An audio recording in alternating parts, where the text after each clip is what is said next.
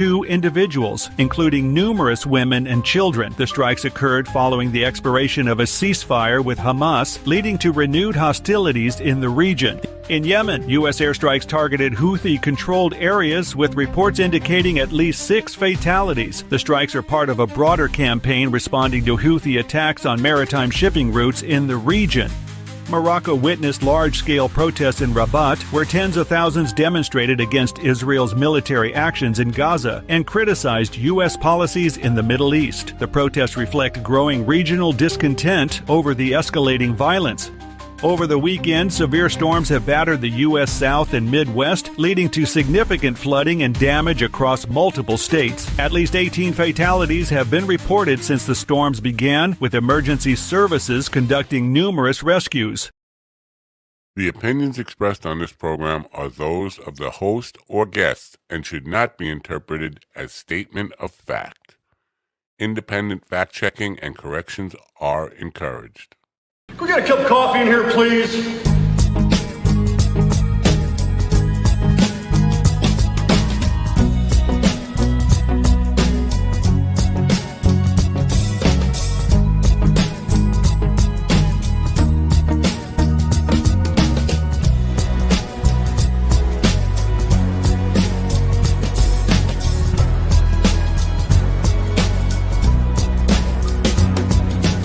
Damn good coffee. And hot. My dog is your mind's best friend.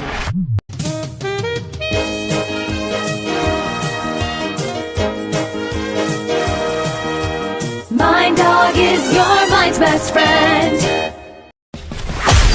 Wake up, America. You've got a dog that needs walking.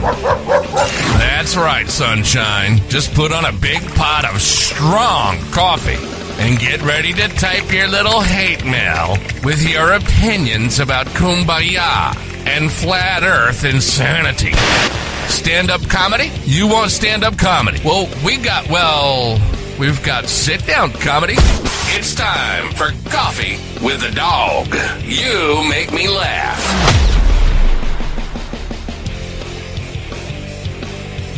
Hey, good morning. This is Newport wannabe guy. He's kept him chopped, but doesn't know when to stop.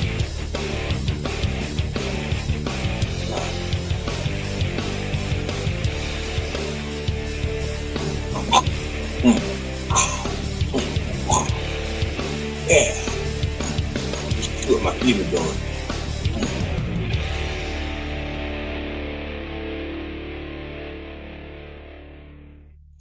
Yes, indeed. Yeah. No, good morning. Today is April 8th, 2025, the year of our dog, 2025. Welcome to another edition of Coffee with the Dog. I am not the dog, as you can see. The dog is not here this morning. He's out pretending to be listening to other people talk. I am your host for today, GD Fenderson. In case you didn't know, I don't know where the fuck you've been for the past year and a half. I've been sitting right beside the dog. All right. So today we're calling this Dark Roast. Today is Dark Roast.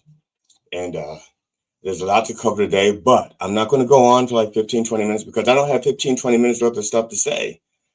You watch the news.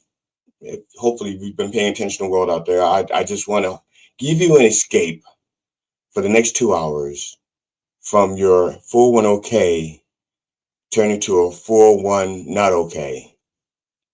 And so before we bring the guys in, I'm going to play a little bit of a commercial. I lost it. It's right here. Nope.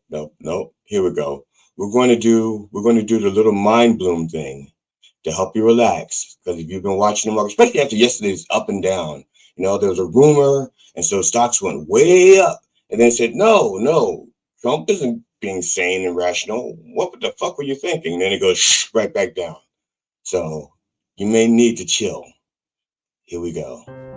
Mind Bloom is helping people achieve life-changing clinical and personal breakthroughs, alchemizing both the psychedelic medication, psychiatric care from psychiatric clinicians, coaches, we call psychedelic guides, and a lot of content and meditations and programs into this really transformational experience that because it's delivered at home, costs a lot less and is a lot more convenient for people to receive.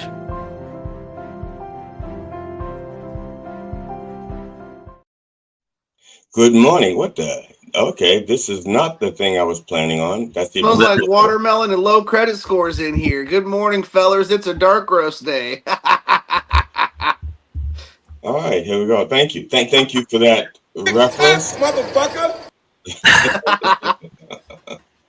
So, I hope your stock investments. I know that both of you have like an unlimited wealth and tied up in the market. So I hope you guys are okay today. Well, yeah, this is great. You buy high and sell low. That's what I've been doing. So right now is perfect for me.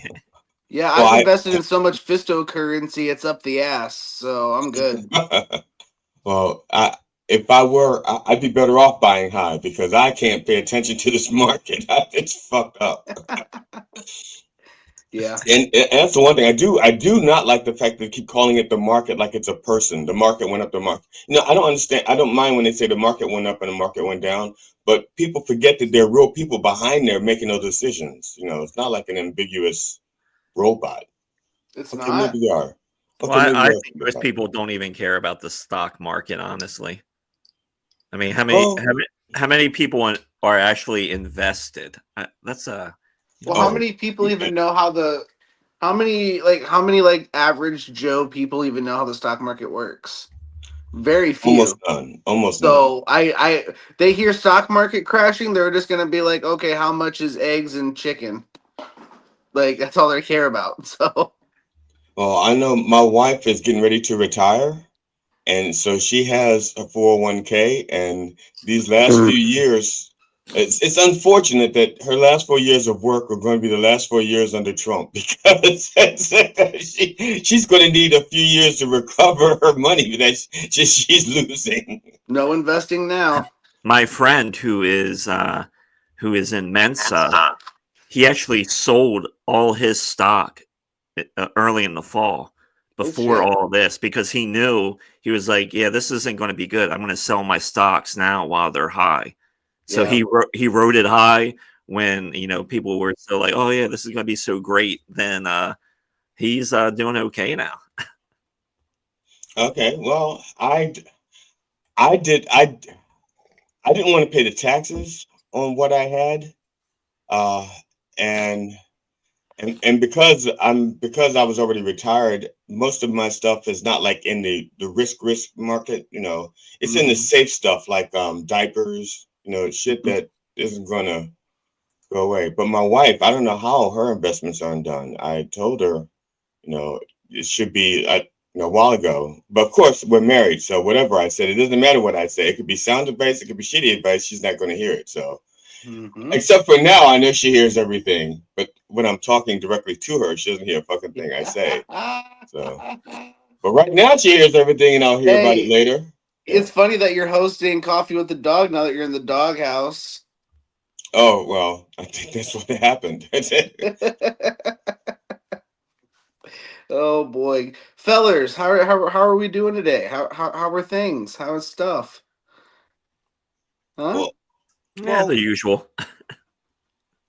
I'm getting ready for my vacation to end, so that's about it. Yeah, I feel that. I'm getting ready to go to work here in about 20 minutes myself. Now, I was busy doing post-production stuff on videos.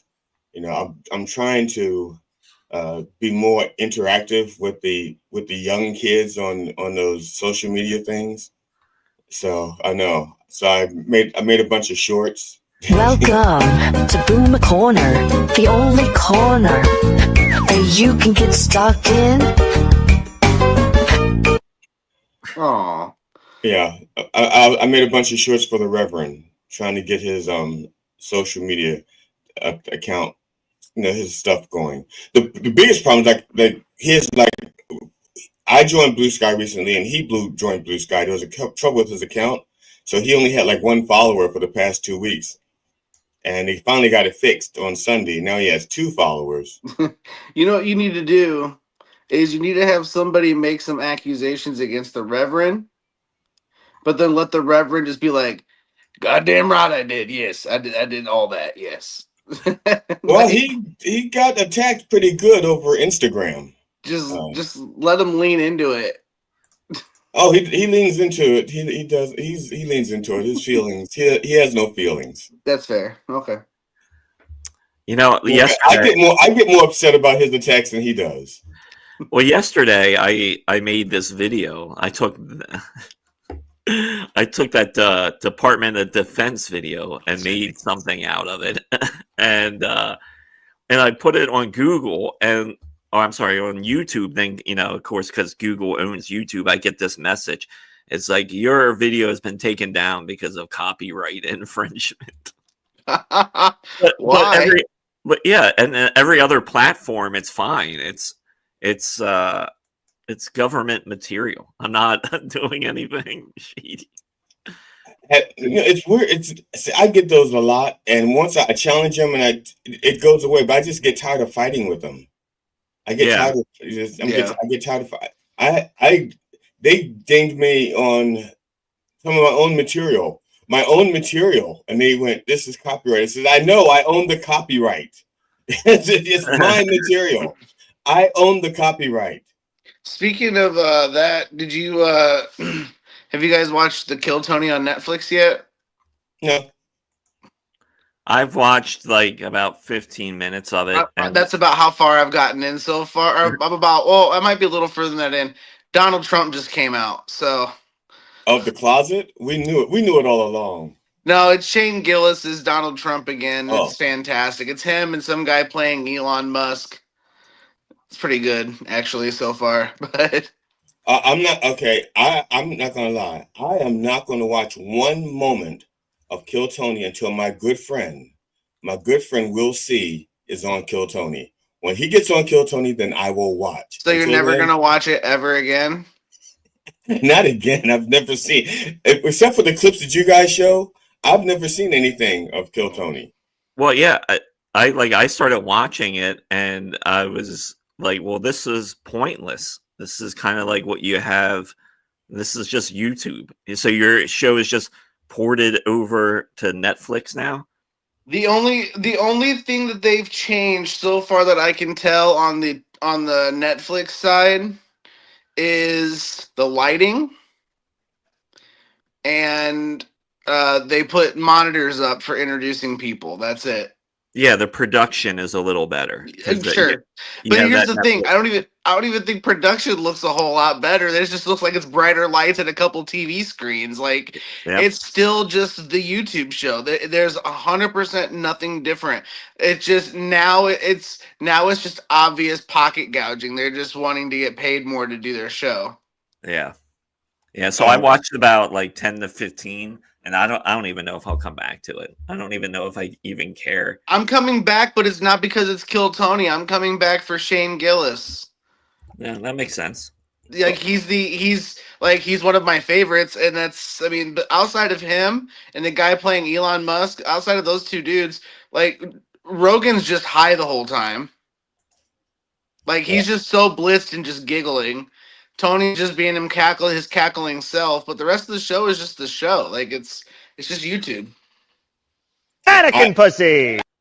Exactly. Speaking of that, I'm going to transition to introduce our guest for today. We have the president and CEO of SparkTV.com. That's Spark with 2 Ks. Now I want to tell people a little bit about Spark TV. Actually, I'm going to let him tell you all about it because what I know about it, I'm going to get something wrong, and he's going to correct me, and then I'm going to feel like we're married, and that wouldn't. What a weird way to tell us you're gay. No. So the first thing he's going to correct me on this is I've never heard his last name pronounced, so I'm going to say it the way I would say it if it were my last name and I wrote it like that. So I'm going to say it. It's going to be wrong. But what is it with people hosting this show that can't just shut the fuck up and say the name? All right, so. Ladies and gentlemen, I bring to the stage, to the screen, Aaron Jehoshaphat. Aaron Jehoshaphat. How's it going, Aaron? No, Darren Vielert. Beelard. What the fuck, Genie? How did you get Jehoshaphat out of what? Oh wait, let me check the AI. Hey, Grok here. Go fuck yourself. Yep, that makes more sense. That tracks. Now, Aaron, is it Jehoshaphat? No, I'm sorry. You corrected me. It's Beelard. Okay, He is the CEO and president of Spark TV. Tell people about Spark TV, and then we can get on with the. Oh, full disclosure, I do have programming on Spark TV, but that's not why I invited him on here, and that's not how he got on here. I like the product. I like. Wow, Aaron, you let these kind of people on your website? Yeah. I don't know. I don't mean blacks. I mean unfunny people. Well, I mean, everybody's invited to be on Spark TV. If you're an independent or indie film creator, television creator, that's what we want. Oh, hell yeah. That's pretty dope. Yeah, so Spark TV there's a huge catalog of independent programming, movies, stuff like that. So yeah, I've turned a few people on to Spark TV. Yep. And tell them about is there decision process about what you want on there? Well, I mean, really, we ran into issues a couple of years ago with some programming on our network because we used the YouTube API, and we all know how Google is. And because we used the YouTube API, there was some programming in the past that honestly almost got me suspended from using the API because one of our shows, back then, I never really watched the shows ahead of time and looked for things, and there was some stuff that was questionable that YouTube basically said, no, not permitted on our platform. The reason why most men are rough fuckers.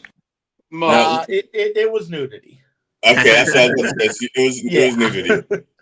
So now we really have to watch what we, I do look a little more into the programming, before it airs and stuff. I take a little browse through it. But pretty much if you're an indie film creator and your content is up to par, there's not really any restrictions that we have. If that was my service, nudity would be number one. That would be a number one show. It's like, this is number one. Yeah, give me boobies.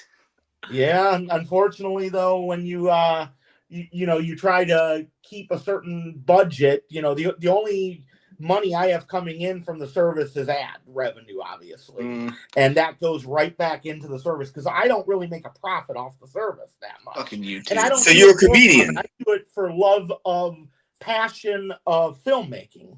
Well, can you tell us what you the highest rated show is on your platform? What do you mean as far as ratings and stuff? Or just what's the most watched program that people keep coming to? That really depends on the era. How many years ago are you talking about? Are you talking about now? Are you talking about 10 years ago? The most watched show of 2024. Yeah, was Hell Delivered. It was what? Hell Delivered. Okay. I what actually is that guest about? starred in an episode of it. Okay. And what is that about? It's just a coming of age. It's half AI generated, half anime, half live action type series that really revolves around different stories and tales, basically sort of about the devil and stuff. I guess is the best way to say it, about demons. Well, now since you mentioned AI, is there a decent or a large amount of AI created shows on the platform now? Or are you starting to see it more? No.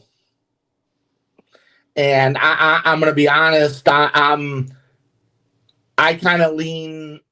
I mean, full disclosure, some of the images of the shows now, I've been leaning more on AI to create because it is a lot quicker. You just type in what you want on Google Gemini, and amazingly enough, it's pretty accurate if you're accurate with it. But I still like old fashioned. I believe filmmaking, AI has a place in filmmaking, but a small percentage only. And the domain in the corner is actually wrong.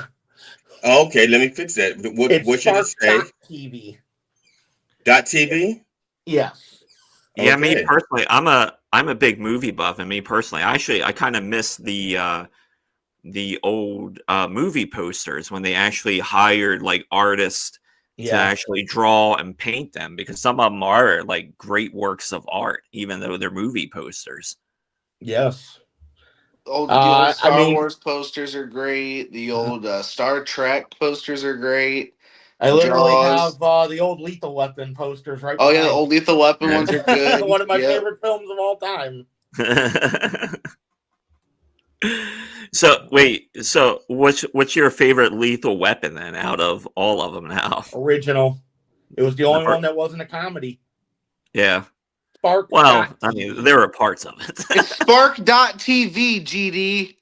Hey, look, you know something? I'm trying. I am trying real hard. I'm trying real hard. Welcome to Boomer Corner, the only corner that you can get stuck in. Aw. Like good sex, it's never long enough. So, how many new shows are you putting up like a month? There's really not a number. It's when there's two ways shows come. If I see something along the line on YouTube or Reddit, I might email and inquire about featuring the series on Spark TV, or shows come to us. They'll say they heard about us or seen us, and they email us. And I actually, on our help website, there's all documentation of how to submit your series. And a lot of times I'll just reference to that, say this is what we need.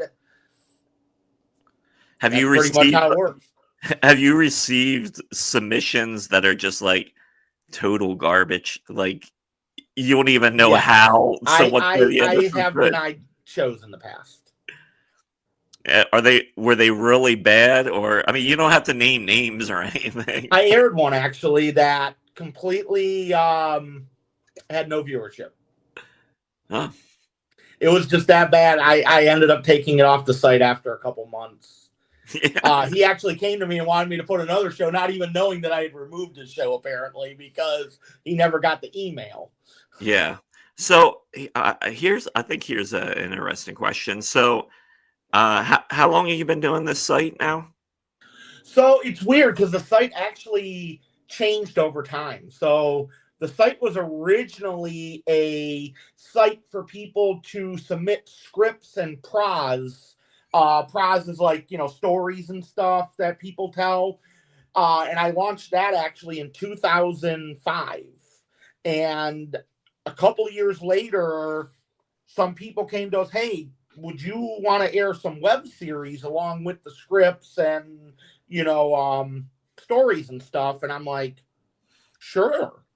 And it kind of just transitioned over time. And at that time, I was calling the site VBC TV, not Spark TV. And in 2014, it's funny. I'm just like, I want to change the name of the site, and I want to transition away from the old and go completely web series and stuff, because that is what's getting the views and likes.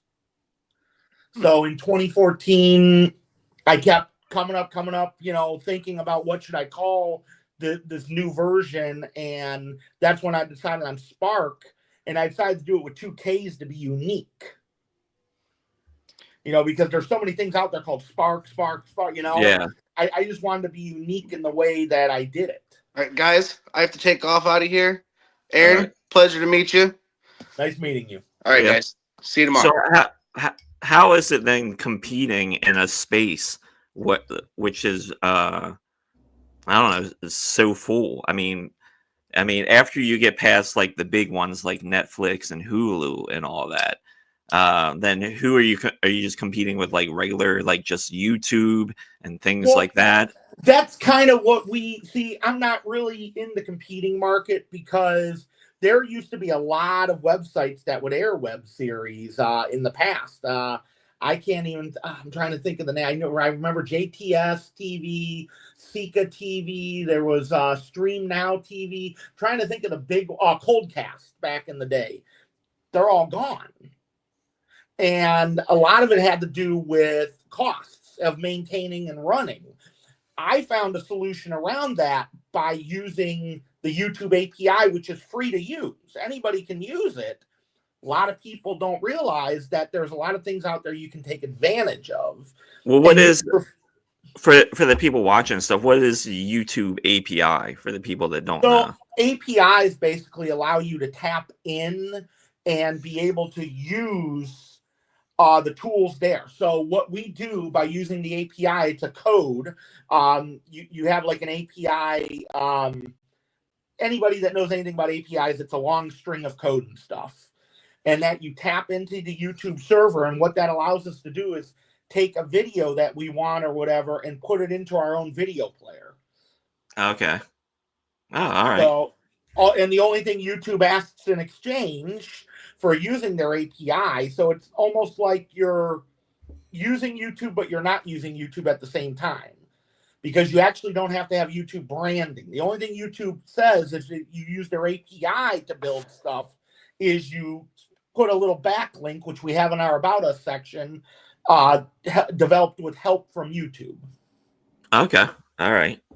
That's it. And there's a lot of other companies. If you're a web techie person and stuff, you can actually, there's other sites that do the same exact thing, and actually large ones out there that do it. WWE is actually one of them. A lot of their videos on their WWE website, if you would go, in Google Chrome, go to Inspect Element, you'll notice they actually come from YouTube, the YouTube API. Okay. Just a cheap way to host videos at the end of the day. Yeah, and for sure. I'm actually shocked YouTube hasn't shut down the API, with Google trying to charge for this, and this anymore. But in a way, I don't know if they can because of a lot of the rules when they bought YouTube. Okay. Okay. Yeah. But you're also on Roku though. Are you not, or am I mistaken? I thought no. No, so we have for television we use Chromecast and AirPlay. You can go on our app on your phone or tablet and AirPlay or Chromecast to your television. Okay. Unfortunately, a lot of the television apps don't allow use of the YouTube API. Okay. Do you think now when people are on your site, you feel like they're always, like, if they're gonna choose a show, are they absolutely watching, or do you think they use it like some of the bigger services where you could put on a show? Let's just use, for example, like Seinfeld, just in the background. You're like, hey, I want to go do some stuff, and a lot of us like to have TVs on or whatever in the background. So we actually have a way to stop people from doing that. Our episodes don't autoplay. They won't go into another episode. You have to click a link to go to the next episode. I thought of that ahead of time, and that's something like I didn't want people just to come and not interact with the website or app at the same time, because I know there are people that do that kind of stuff. They'll just put it on the background while doing stuff. And the independent artists that create this content, I feel, deserve to have their content seen. Yeah. And yeah, like I agree with what you're saying, but like one of the things that's always an issue that I've read about is, these big streaming platforms, and people will always kind of like gravitate towards shows that they've already watched, or even movies, just for comfort. So I was just wondering if you see any of that, like repeat. We see a lot of repeat viewership of the same content. Yes. Okay. And I think that's just something a lot of people in this day and age, I think, have a hard time becoming open to new stuff. They like what they're used to, or.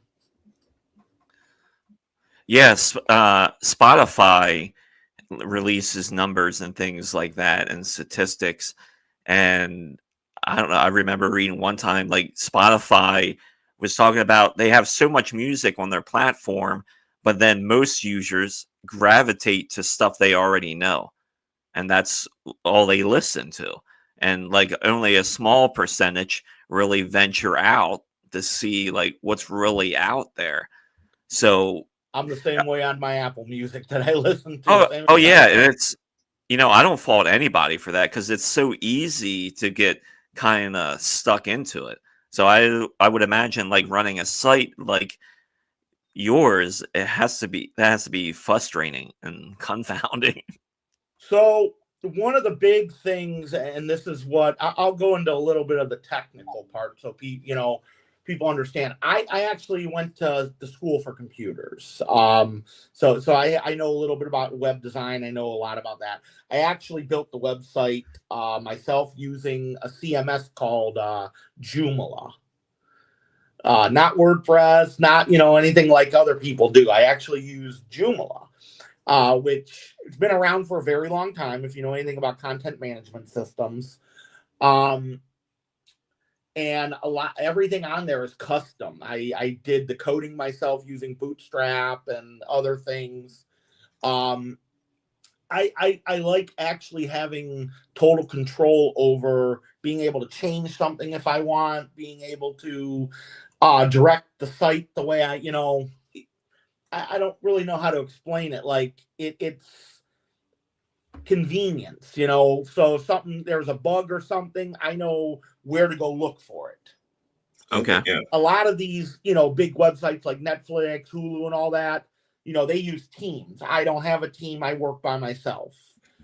So, they use big software that they built themselves, obviously. I mean, if you look online, you can actually find the Netflix OS, actually. And it's a bunch of different programs. And that gets complicated. If you have a bug or something else, something goes wrong, you got to send email to this team member, email to this team member. No, have control of everything under one unified platform so it's easy and convenient. Okay. And, going back to the way I view Spark TV, and this is why it's a big passion of mine. A lot of programming gets lost in YouTube. I'm gonna be honest with you. Yeah. YouTube's algorithm, everything. We don't know how that works. That's again, and a lot of stuff gets lost there, especially independent filmmakers. They get lost in YouTube. And you look at some of their numbers, on YouTube, obviously you can see the views right there when you watch a video. And you're looking at the views and it's like, wow, they need a place to come in order to just have it dedicated for them to where they can find their content, where somebody can find their content. And that's kind of how I built Spark TV. Okay. As a place to where they won't, even though it's still on YouTube, it's a place to where, boom, you can find it and people know where to go to see it. Okay.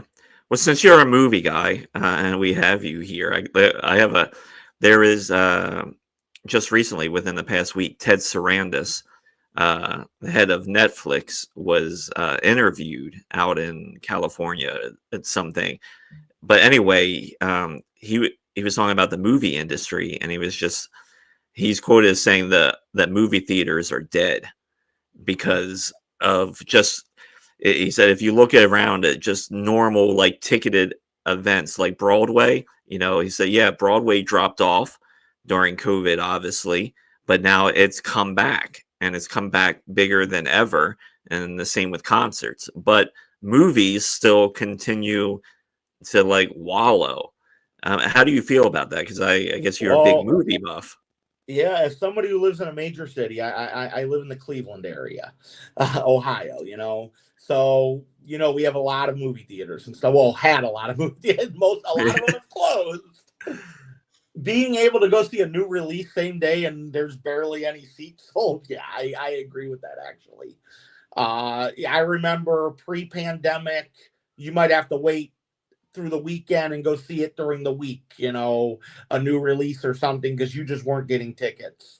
Yeah. Now you go online, everything's available. There's barely any seats sold.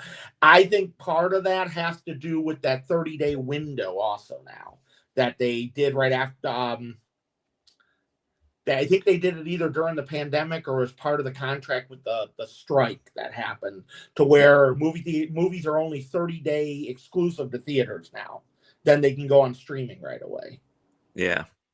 Yeah, they've essentially taken the ability of word of mouth of a movie they've taken that away, essentially. Of course, the price to go see a movie by the time you get popcorn and drink and all that is just... Well, everyone talks about this is the thing, like everyone talks about the price of movies. Yes, more expensive. I would agree. Because I love movies, and like the price of the popcorn and stuff is so overpriced. But really, like anywhere you go to do something, nothing is really cheap anymore. Well, I can't agree with that, actually, because we have a new theater in North Olmsted, actually, which is a west side suburb of Cleveland, called Phoenix Theaters. And during the day, it's $8 for a movie ticket, and I can get a pop and a drink for around $11. So I'm out of there under $20. Yeah. Yeah, see, and that's like a not little bad. budget theaters that are opening up at the old. So it was a Regal Cinemas that closed, and then they popped up there. Yeah, but I mean, are they showing? Is that theater showing like the new stuff, or is it like they're showing all new movies? Okay, because there used to be theaters that were inexpensive, that were, I think they were like $1 theaters or $2 theaters, and they were showing stuff that was like a year or two old. Yeah, we had some of those here in this area. We had the old Brookgate Cinemas out in Brook Park, which has been gone for probably 20 years now. We had several of those. Most of those all closed. Yeah, we had one of those around here, and that place was always packed too when they were open, because families would go there because it was a cheap way for families to see a movie. Because if you got 3 kids and 2 adults, man, that's fucking not cheap to get into a movie if you're paying $14 a head. I mean, I remember when I was a kid growing up here in the 80s and stuff, you'd have a movie theater in every suburb. Every little suburb had its own theater. Fairview, North Olmsted, Lakewood, you name it. They all had their own movie theater, maybe 3 or 4 screens, They all are gone. Gotcha. Now, on Spark TV, you have horror movies, you have sitcoms. You pretty much have just about everything except for the nudity. That's pretty much the only thing you don't have.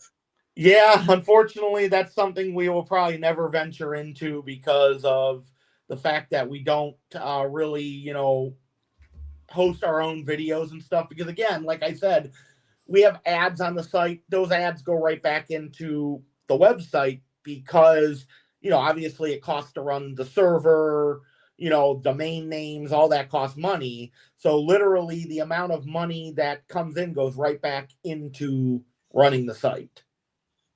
Now, do you have, as a matter of fact, some of the movies you have are comedies. So the reason why I'm bringing this up is because we're talking about how it seems like the big theaters are not making or investing money to making good comedies nowadays. Yeah.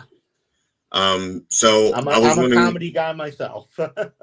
okay, so I was wondering how you felt about that, especially since you have comedies on your platform.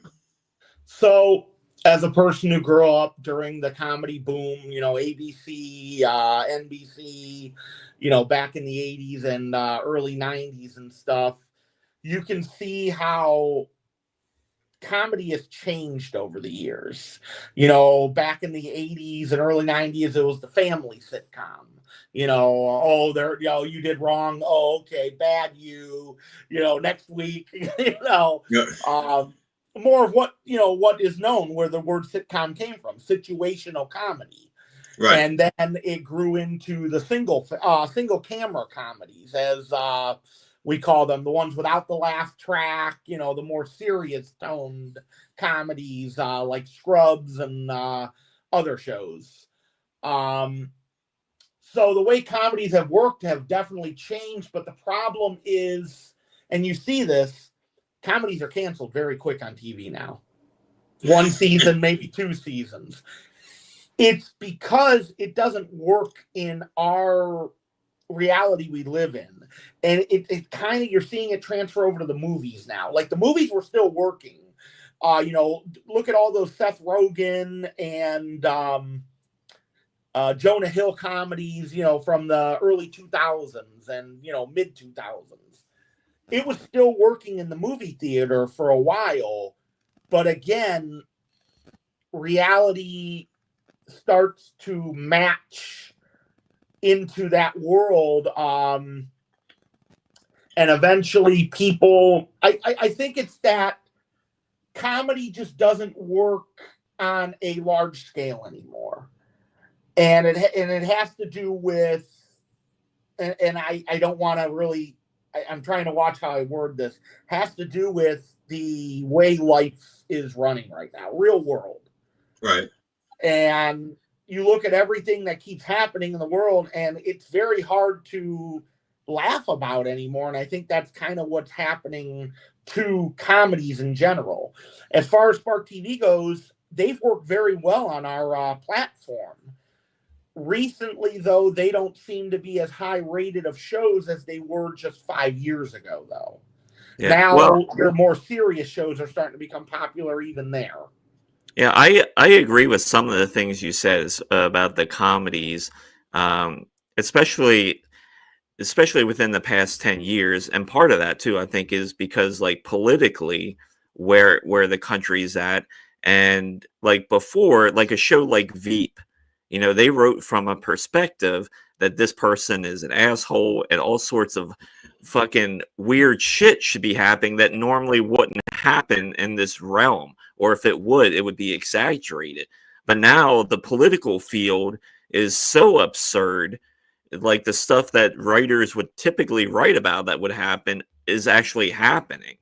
And so for a writer of comedy, how are you supposed to out-comedy the real comedy in life? I mean, I could get real and serious here for a minute, and I will be 100% honest with you. I have to live this bullshit, idiot orange man in the White House every day, unfortunately. A lot of people don't know this. Very few people know this about me. I am disabled. Okay. I have Asperger's, which is a form of autism.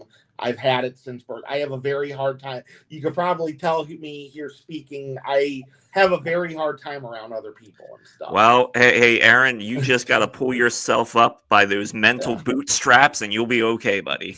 Yeah. So you can guess, I'm scared to death with Doge and this orange man and everything, because I don't know if I can work full time anymore, and yeah, I mean, Steven, who is just on here, he's in a wheelchair and he's had to fight through some of this bullshit as well. So completely. I've been on disability since 2003. So I mean, I worked as long as I could, and luckily I was able to, Well, luckily you only have Asperger's and you're not a different color, or you'd definitely be like, oh my God. Yeah. Oh, believe me, when I was misdiagnosed as a kid like crazy. They couldn't figure out ADHD, all these other things, medicine after medicine after medicine. They couldn't figure out. And when I was finally diagnosed, my mom actually joked, oh, what, has he got burgers coming out of his ass? And you should have seen the look on the doctor's face. Like, are you being serious right now? Well, if the doctor had any common sense, he'd have realized your mother was joking, because she used to change your diapers as a child, and she would have noticed if there were burgers coming out of your ass. I would like to think. Yeah, but a lot of this stuff, is a lot of newer things also that, all these guys, they didn't know about this 40 years ago, Yeah. So that's the big thing.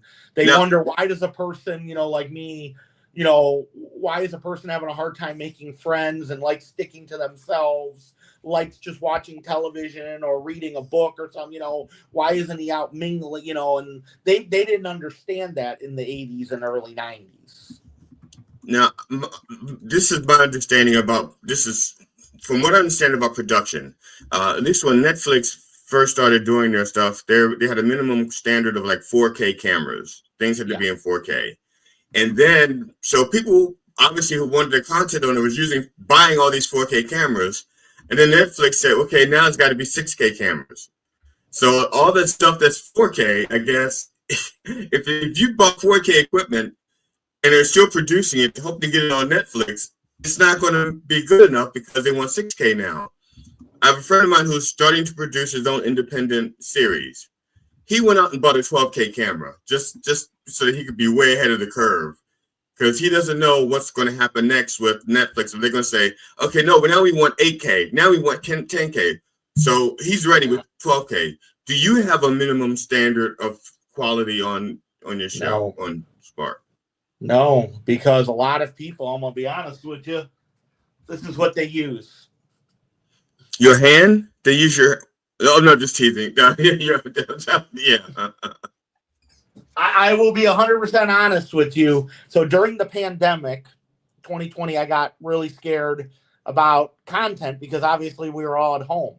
So I started producing original series. First one was called Air Frying with Aaron, where I just literally cook things in an air fryer and stuff. Just put some content out there. I'm going to be honest, the iPhone films 4K marvelous. Oh, okay. Yeah. The iPhone is great. It's so great. Like like if you're a filmmaker or even if you like do music, it's so great how the equipment is so cheap now, readily available, and it's fantastic that you don't need to spend $1,000 or $2,000 anymore to get high quality shit. No, let's hope we don't have to spend $2,000 on it. Yeah, we don't know what's going to happen. But... In a couple of months, we will. But yeah, I'm already seeing online. Believe me, your next iPhone might cost $2,000.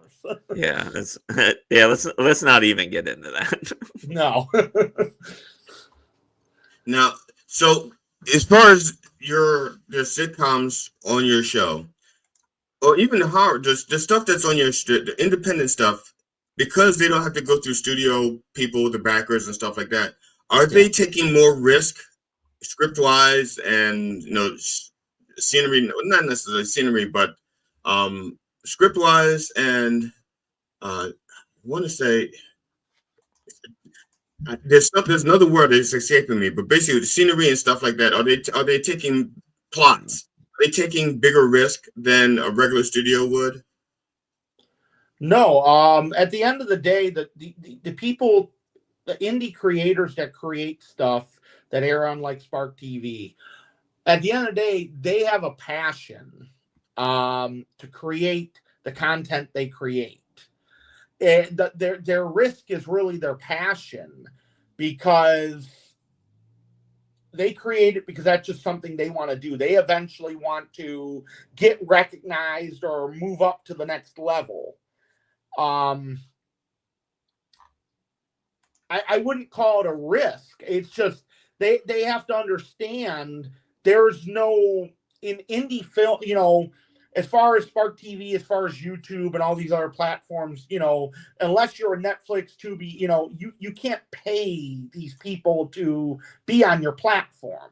And they have to understand that they're on there to get viewership. Their return isn't money. It's viewership, getting known, getting recognized.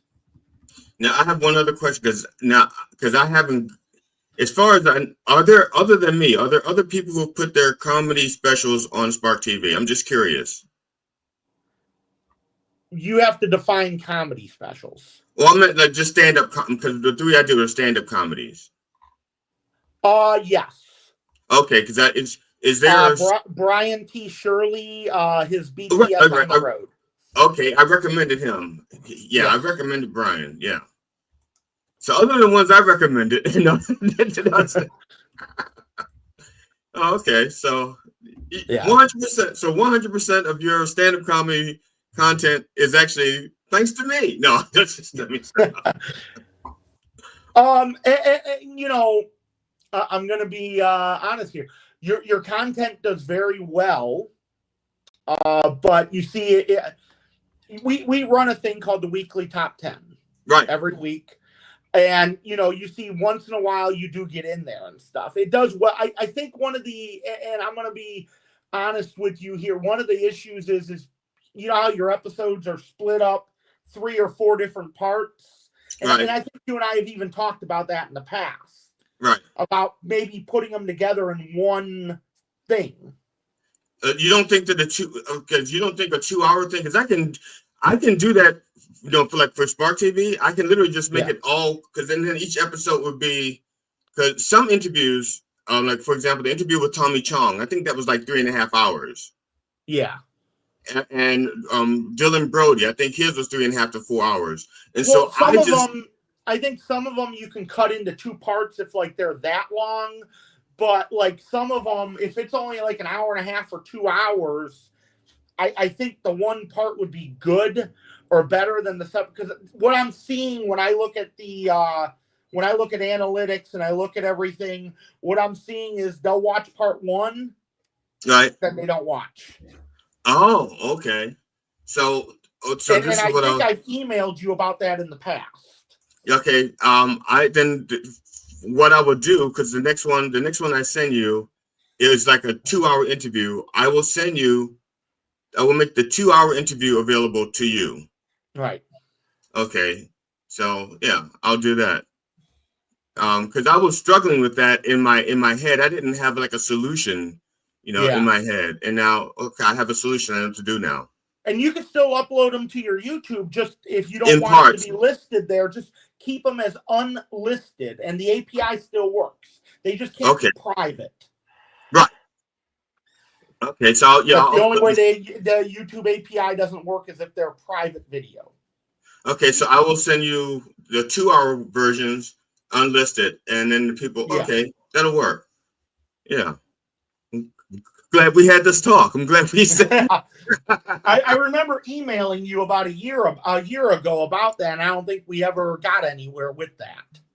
Yeah, it's I think probably because, like I said, I was still getting people that were like 3 hours, because I don't time the interviews. When I do the interviews, I say it's as long as you want.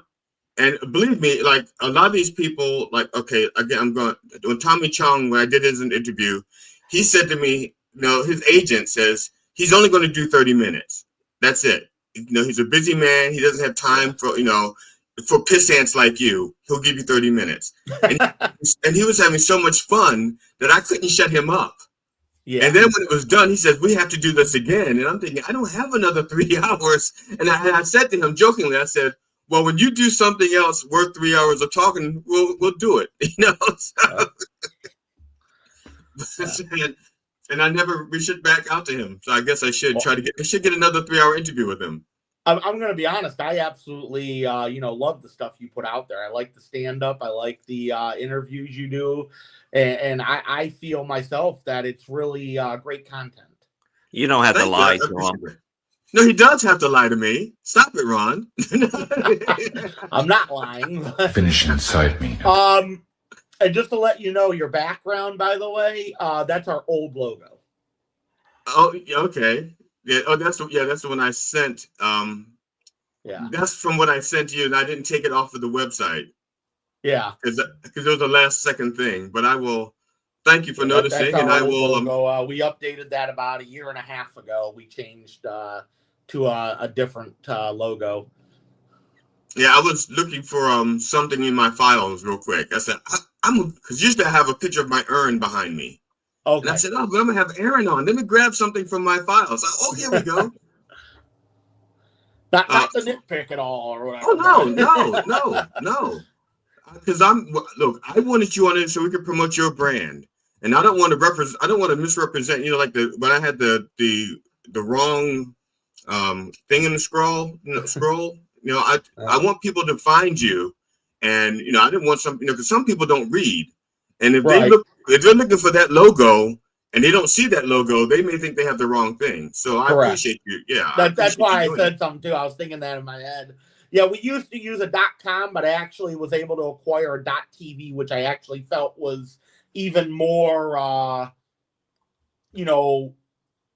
better for our type of site. Now the .com site is still active, so is that would just point to TV? What it'll do is if you go to sparktv.com, it forwards to spark.tv. Okay, because I've been when I tell people how to get in, when I tell people to check you out, I keep writing the .com. Yeah. So I'm glad you still own it. Like if you tell them to go to a specific page, it's just going to forward them to the homepage of the new domain. That's all.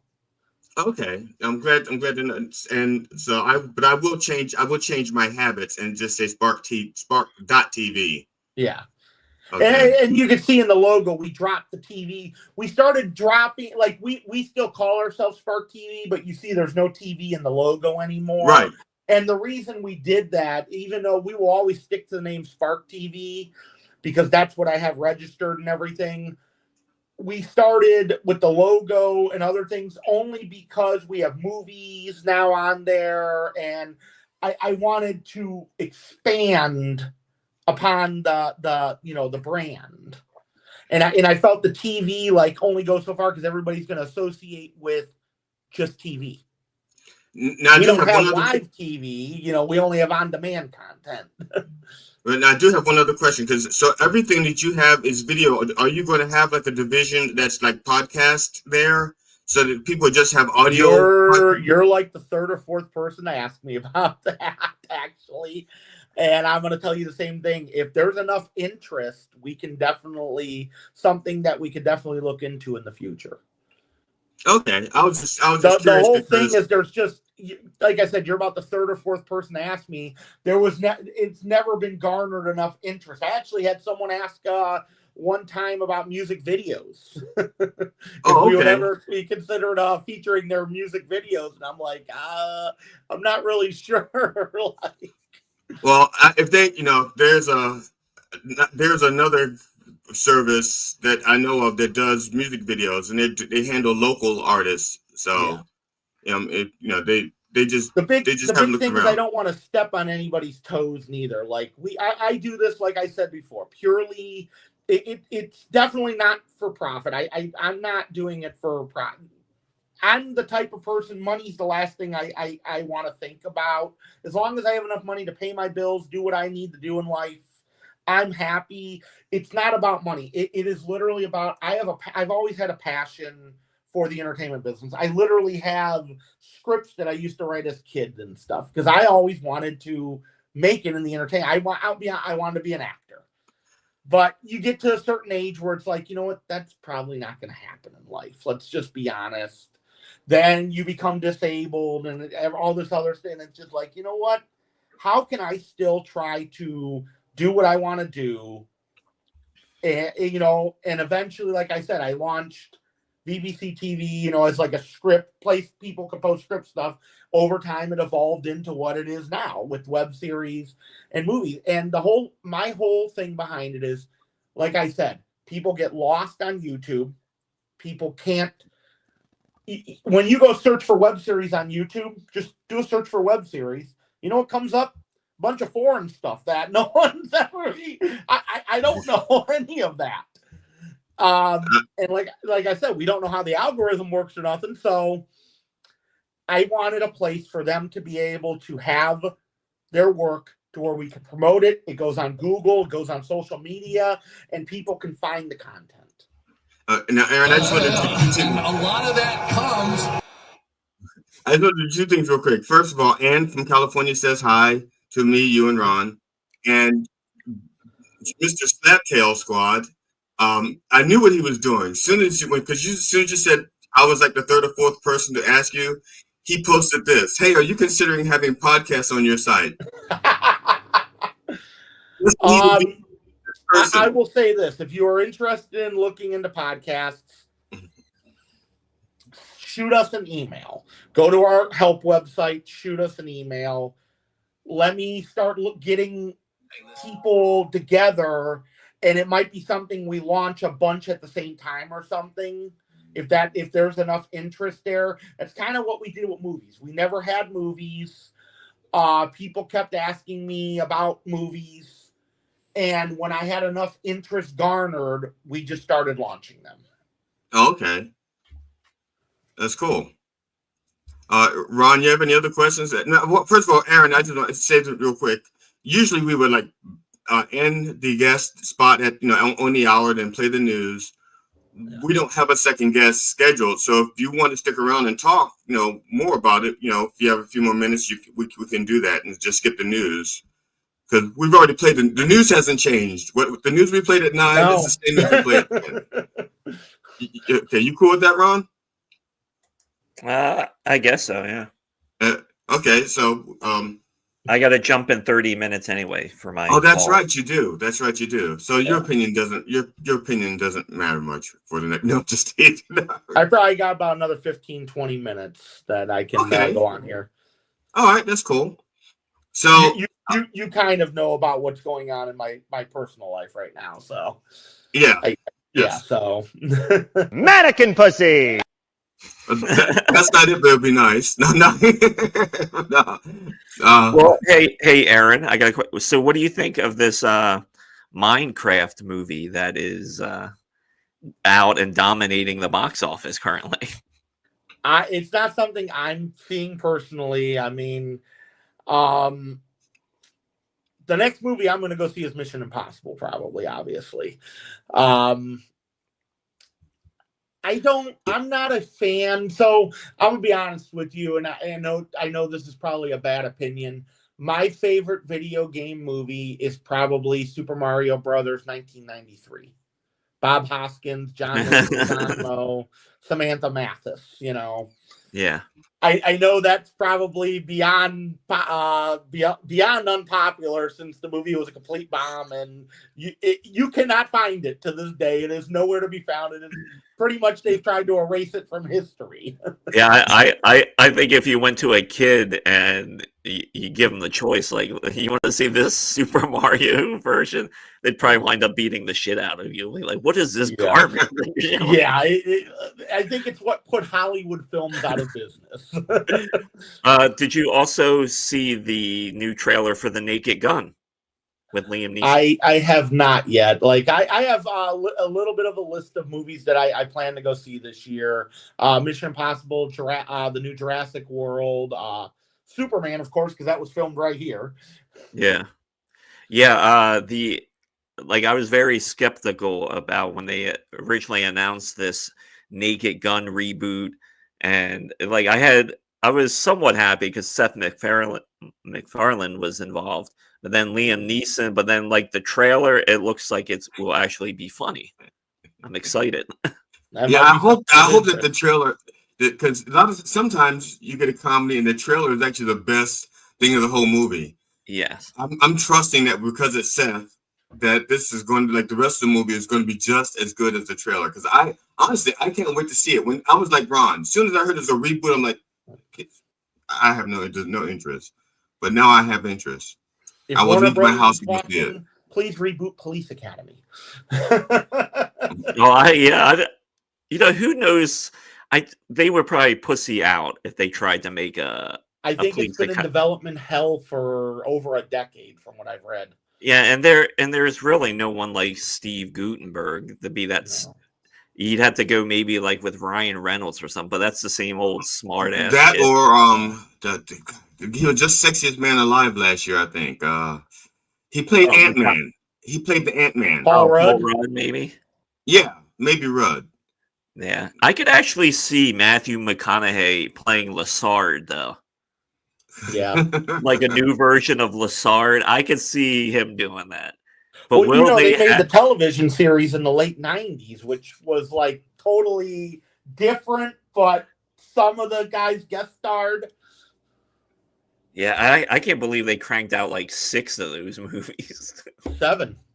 So yeah, 7. Everybody forgets about Mission to Moscow, 1994. For good reason. No. Well, I mean, I can't even believe I remember at least 6 parts. I mean, in 6 movies. I mean, that's insane too. Oh, I remember actually as a kid, the ABC movie of the week, Sunday nights or whatever, and they'd be like, "Oh, Police Academy, well, never seen before scenes," and that was the big thing they did back in the late 80s, early 90s when they aired a movie on television was with never seen before scenes. Yeah. Yeah, I noticed that like with some older movies like streaming, like you'll watch them and they have different scenes in them. Yeah. It really throws you off. It's like I've never ever seen this version, and it's so bizarre. Yeah, they do that. Sometimes they get the international cut by mistake. I have a question for, I guess, both of you, because this is something I just learned this when Richard Chamberlain died.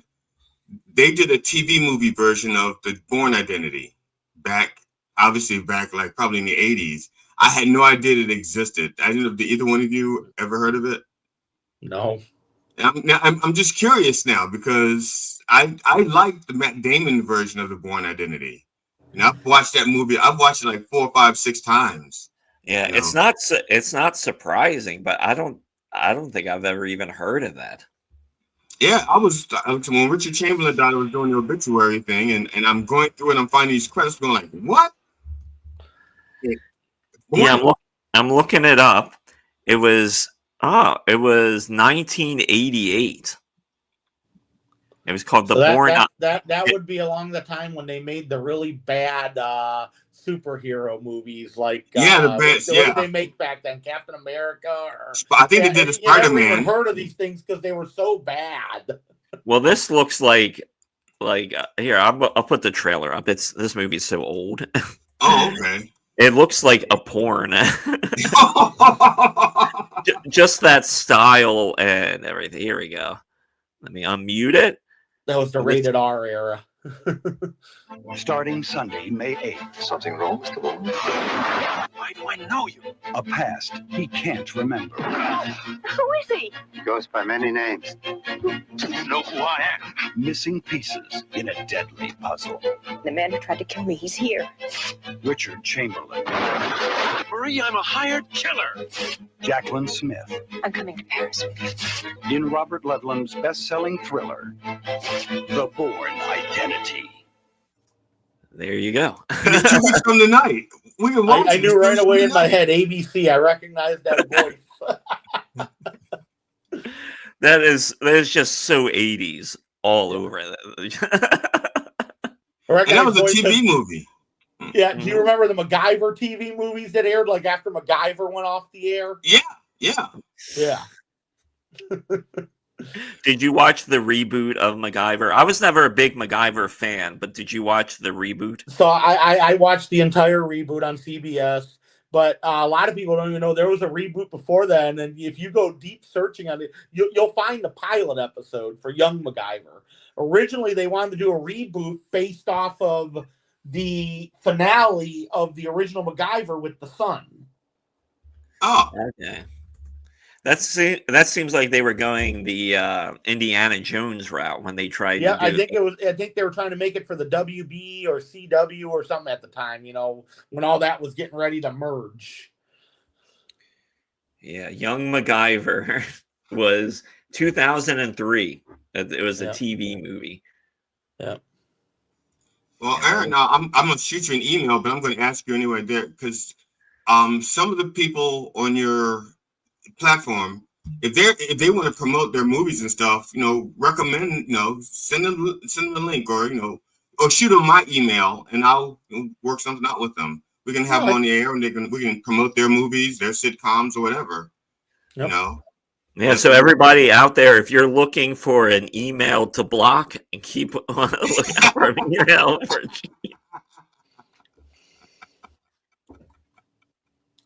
I'm just saying. Mannequin pussy. And that's why Ron is my closest friend. My only friend. The only person who'll take my calls. Okay? Yeah.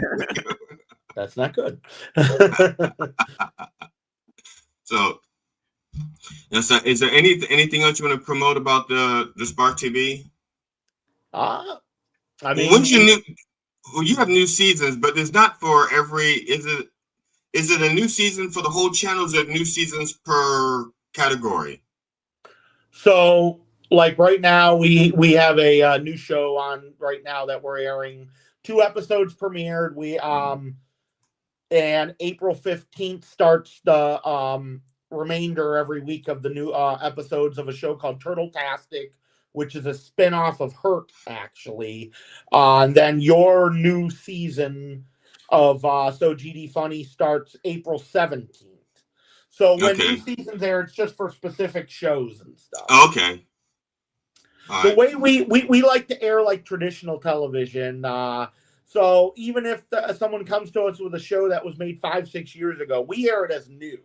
Like, we want to promote it for, put a trailer out, promote it on social media and other platforms to get, some hype for it. And then we set a premiere date. Then we air it, on a weekly basis. Okay. I think I'm going to try to do then, because you're just the way the episodes are on the Done Way Past Funny episodes on Spark TV. They're on Spark are lag a little bit behind the YouTube thing. So I can probably do some of the stuff, make them 2 hours or 2-hour episodes now. So the last episode we aired in season, we use parts instead of seasons for yours, right, because it's not really, so I use part 1, part 2, part 3, how we drop the episodes. The last episode aired was April Bruckler. Okay. Yeah. Amazingly enough, she was the same person that asked us several years ago. I don't know why my camera turned again. She was the same one that a couple of years ago actually asked about the music videos. Because she probably has songs with her puppets. Yeah. She was the one that emailed us that's probably 10 years ago about that. Wow. Okay. Well, I appreciate you doing this with us, Aaron, and I apologize about getting your last name mispronounced. Jehoshaphat, I don't know how I got that out of Billard, but Billard. Sorry, see, I'm still doing it wrong. Billard. But I appreciate you doing this, and I will continue to promote Spark. If you have to remember the last name, this is what kids used to call me in school and stuff. Be alert. Oh, okay. Kids are so cruel, Yeah. Did they yell that before they threw something at your head, or so you could duck, like, be alert, or is that just just a name?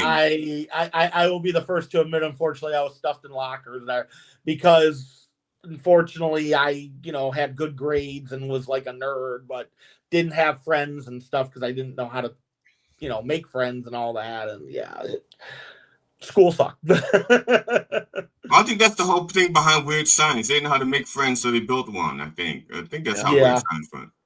So I think movie they did that in a movie too, a National Lampoon's movie, like a direct-to-DVD. I forget the name of it.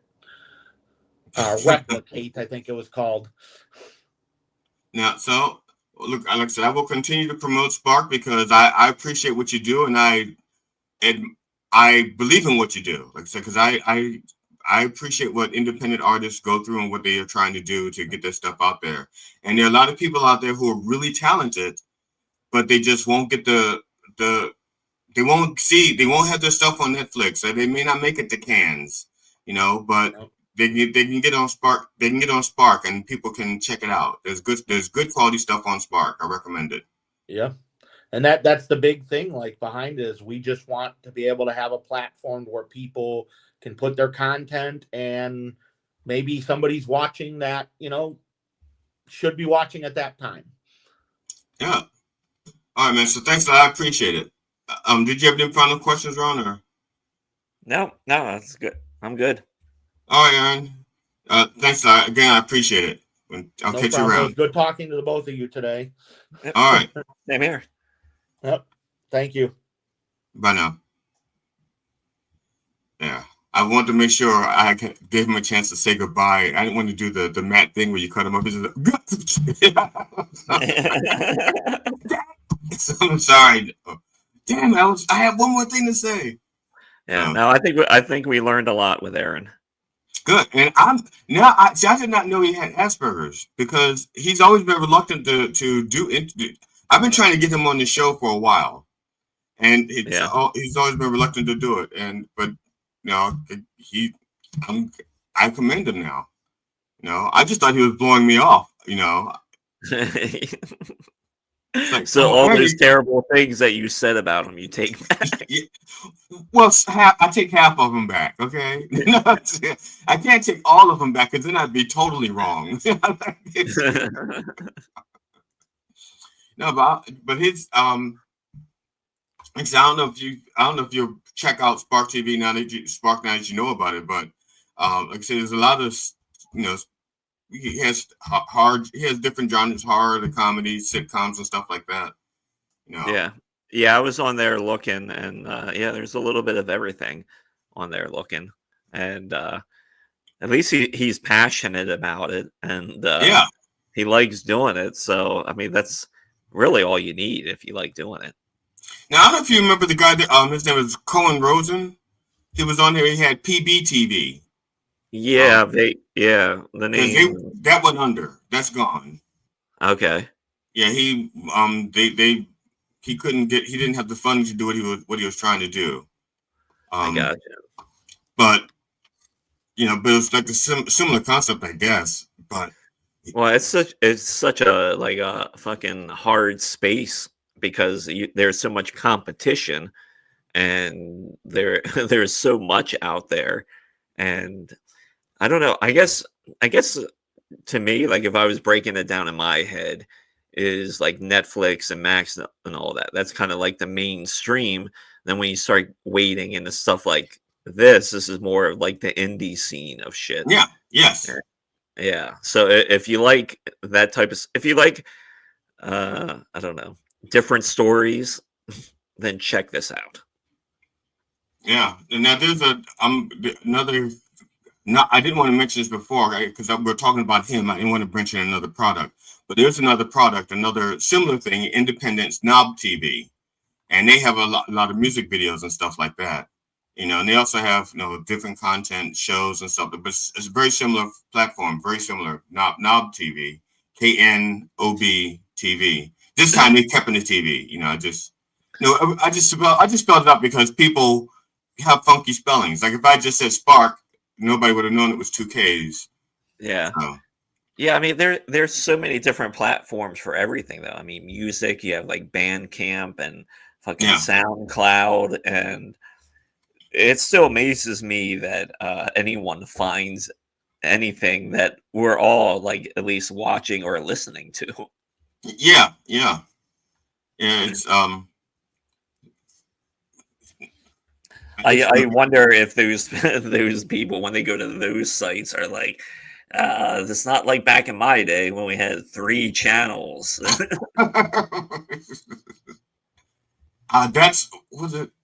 There was a comedian just died. His name was Lenny Schultz, and his first he'd been doing comedy 6 months after his first open mic. He was on television, on a national television show. Mike Douglas, Merv Griffin, Johnny Carson, all within like the first 6 months of his first open mic. He was like, and back then they only had, like I said, he had 3 TV appearances on 3 different networks in 6 months. Now we have like a network per comedian, and we still can't get everybody on television. Last night we did Mr. Tongue, and we did it up in the upstairs bar last night. Okay. And it went pretty good. There were at least 2 drunks, and they were. Well, I thought there was a 2 drunk minimum at HMAC. But I mean, doing it up there, we had like 11 audience members last night, so you just had to really like beat them over the head. But most of the people were cool. They were like just sitting there listening, and they were laughing. Some of them weren't expecting it, I guess, but it went well. So now, the upstairs room is bigger and I guess and brighter than the downstairs room. Which one do you prefer?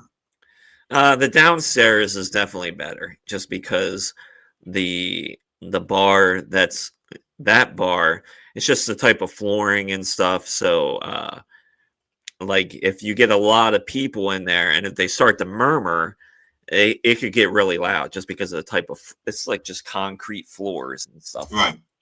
But so it you know, there is trade-offs with anything. So we'll try it up here for a bit and see how it goes, because it's just people just aren't fucking coming out anymore on Monday nights at all, and it's been like that since September. I mean, all of downtown Harrisburg on Monday is a ghost town.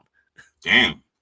Yeah, and like I said, it's been like that for months. I'm kind of curious to see if spring and summer will be any better. I hope. I don't know though. Now, in the spring and summer here, are you going to be looking into producing outdoor shows? Maybe. The plan is, because I'm lining some stuff up. I have that comics thing coming up. So, like, Fratelli's is more than likely going to be put on a hiatus for the summer. Then we'll come back in the fall instead of doing shows June, July, and August. Because like August shows are terrible for comedy. No matter who it is, people don't give a fuck at that point, especially in this part of the country, the Northeast, when it's nice. People just don't want to be inside because of, you know, like, I get that completely. So hoping not to do shows there over the summer. That's the plan, because it's just, I don't know. Trying to get people to come out and shit like that. Now I have a ticketed event lined up for July at Laughing Stock that I'm going to do. But that's kind of really it. But I might try and pick up some other stuff. But, you know, GD, I got a great question for you. Yeah, I still got a few minutes. There's a venue that I really like. That I really, really do like. Like, if I had my little stage in there, my and a spotlight, the room would be absolutely perfect for comedy, because there are like zero obstructions for sight lines, and I could set up, and you'd be able to see the entire bar. On the other side of the bar, there's 2 pool tables, and I wouldn't even care if they played during the show, because, you know, it's a fucking bar. But the only reason I have not pulled the trigger on them is I believe they're Trumpers, but also on the door they have, because it's Pennsylvania, they have one of those signs: no blacks allowed. What? No colors, no gang colors. There you go. And they've recently, because we stopped there over the weekend, they recently updated the sign, and it has a picture of a guy on there who is not white. Let's say that. Okay. So with that said, when you go inside the bar, you would expect it would be whitey central. Right. It is not. It's actually pretty fucking diverse. And I'm confused and conflicted, because I sort of want to pull the trigger on it, but then on the same token, I don't. I mean, what do you think? Is that? I think the no gang color stuff. Either they had issues with that in the past, where fights broke out because of that kind of stuff, and they don't want it to ever happen again. And also, it may bring a comfort level to people who have those fears, even if the fear is not real. Okay. You know what I'm saying? Because I know, like, okay, you and I when we do comedy, we go into the cities quite a bit. Yeah. We go into neighborhoods that most people hear things about, but we walk the streets there. We go like, it's not as bad as people hear. Yeah, exactly. Yep. And so my wife won't go to certain places with me, because she'll go like, that neighborhood is just not safe. And every time I go, she says, "You're going to be safe, right?" It's like, yeah, I'll be fine, you know. And she won't go. But those places, they want people to be safe, so they have to do little things like no gang colors, you know. Because what's a gang color? You know, you can have 6, 7. You can have blue, but not dark blue. Yeah. Sky blue, but you can't, or you can have teal. What the hell's a gang color? And who keeps that? And on top of that, I believe it's most of the ownership is a woman. I believe it's a woman owns the establishment, and like all the bartenders and most of the kitchen staff are women as well. Now, I'm surprised then, because if it's a woman who owns it, I'm surprised there's not a sign that says "No raping women on the pool tables."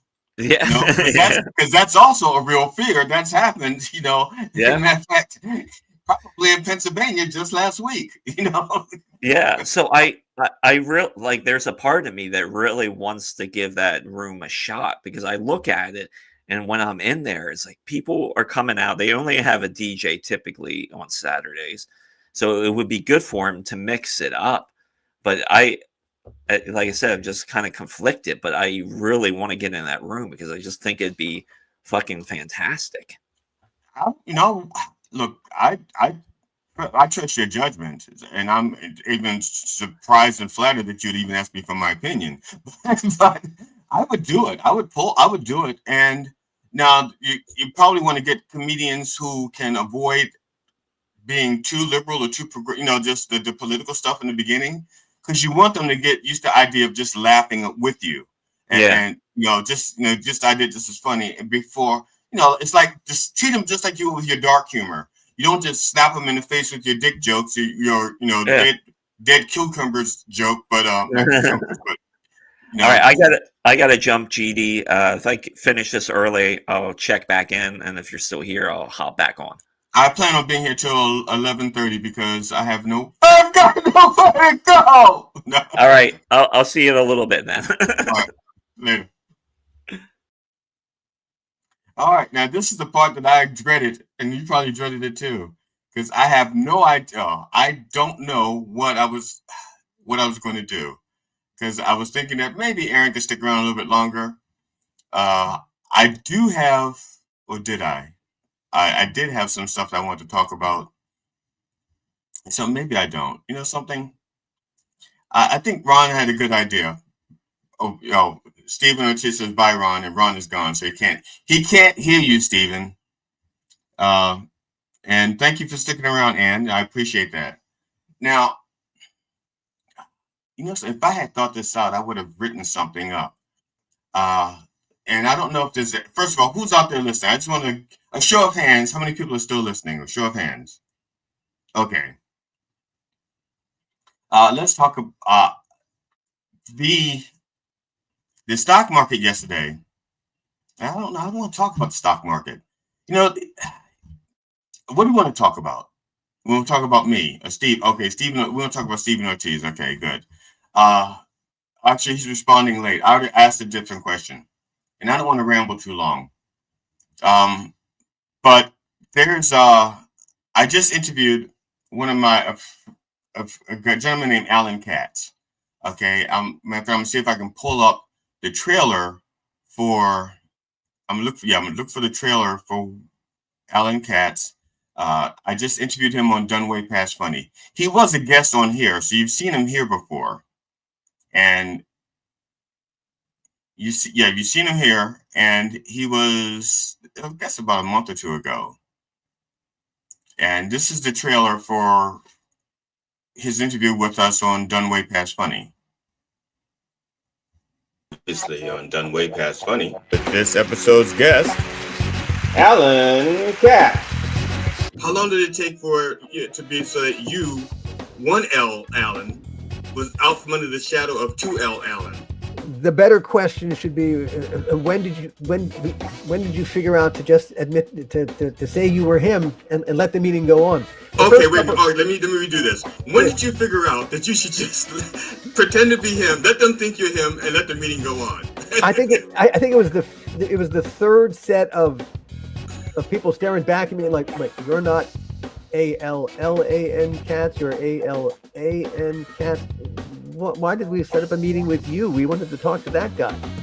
And so it was great. And wow, people were so nice to me. I highly recommend having copious amounts of smoke blown up your ass. It's a very pleasurable experience. It was all bullshit. And so after I began to get better and I was able to look back at it and realize what I had almost done, it occurred to me that I had come within inches of nearly bullshitting myself to death. Which I thought was hilarious. I thought that was fucking hilarious.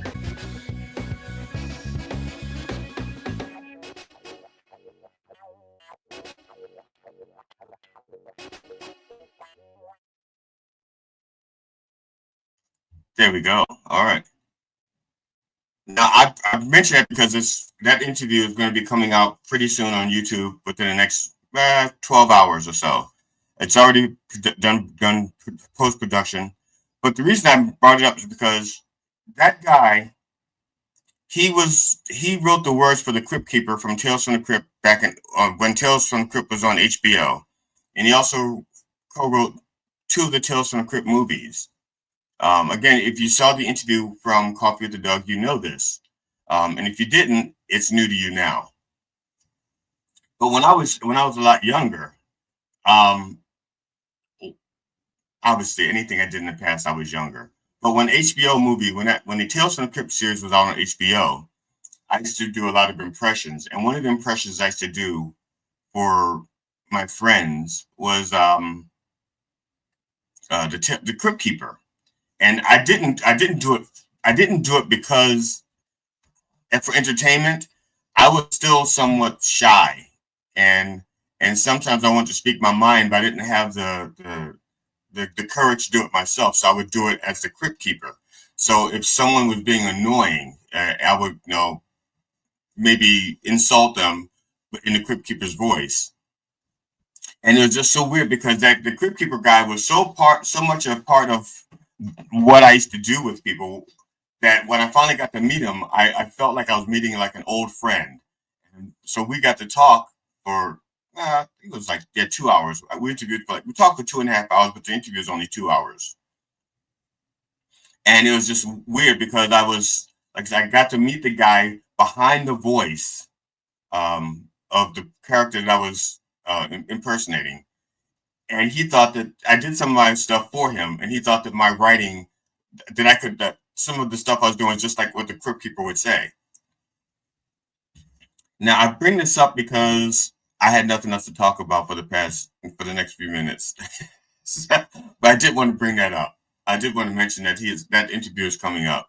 Now, I am also working on a new comedy special. Hopefully, I'll have it done by September, another 90-minute special. I have 3 that are available to see. You can see them on spark.tv under So GD Funny and specials if you're interested in seeing those 3. And I'm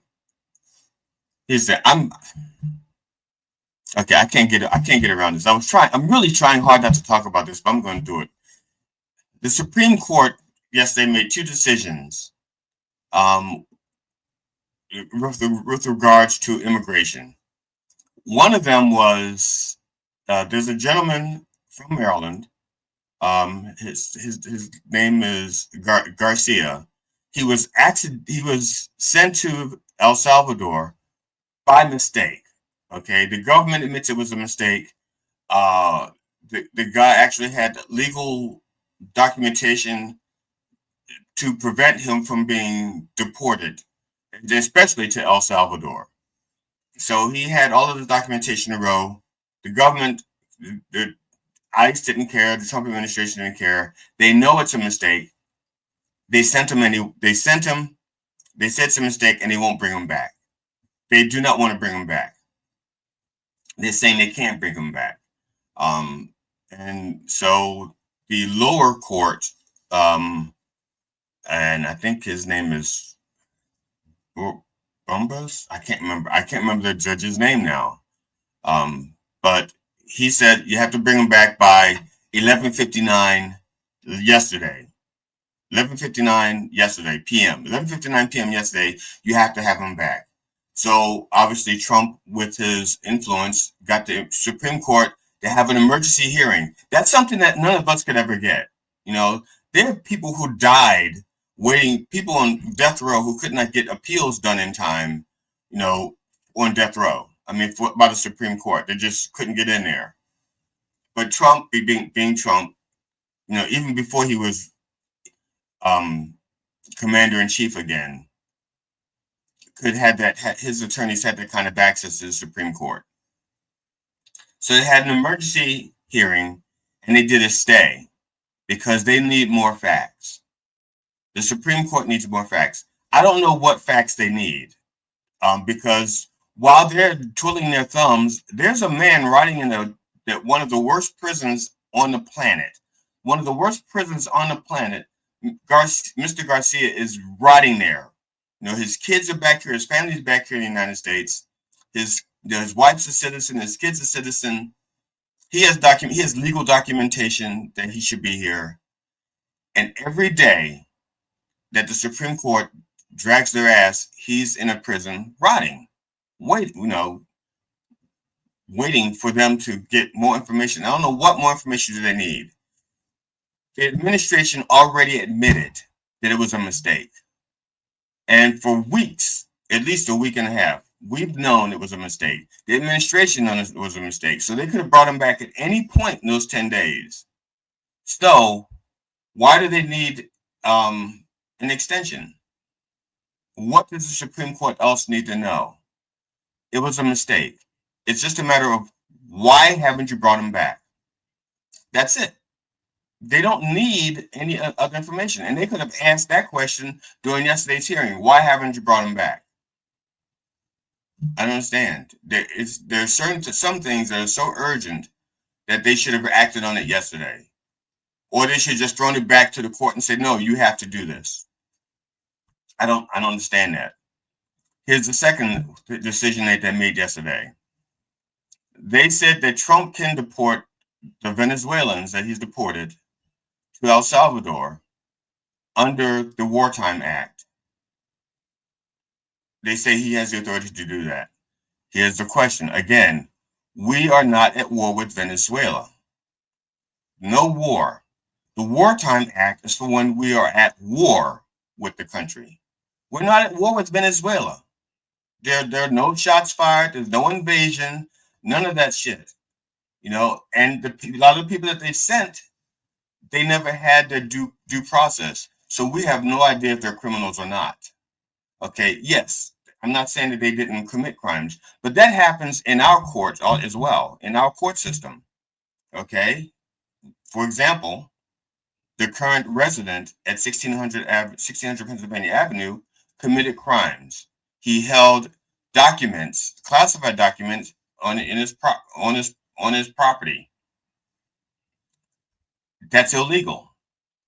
And there are laws against that. He was on trial. Okay. The only reason why I did not go to trial is because of his influence. Once he got reelected, they put stays and all that crap. Okay. So, according to Trump's own logic, he could be deported. He doesn't have to have his due process. He could be deported, even if it's by mistake. He could be deported, or you could be deported, and by mistake, you could be deported. A citizen, a U.S. citizen, you could be deported, and while they're trying to figure out whether or not it was right for you to have been deported, they could drag their ass, and you'd be sitting in an El Salvador prison, waiting for someone to what? What would you be waiting for other than to be shanked in a prison or something?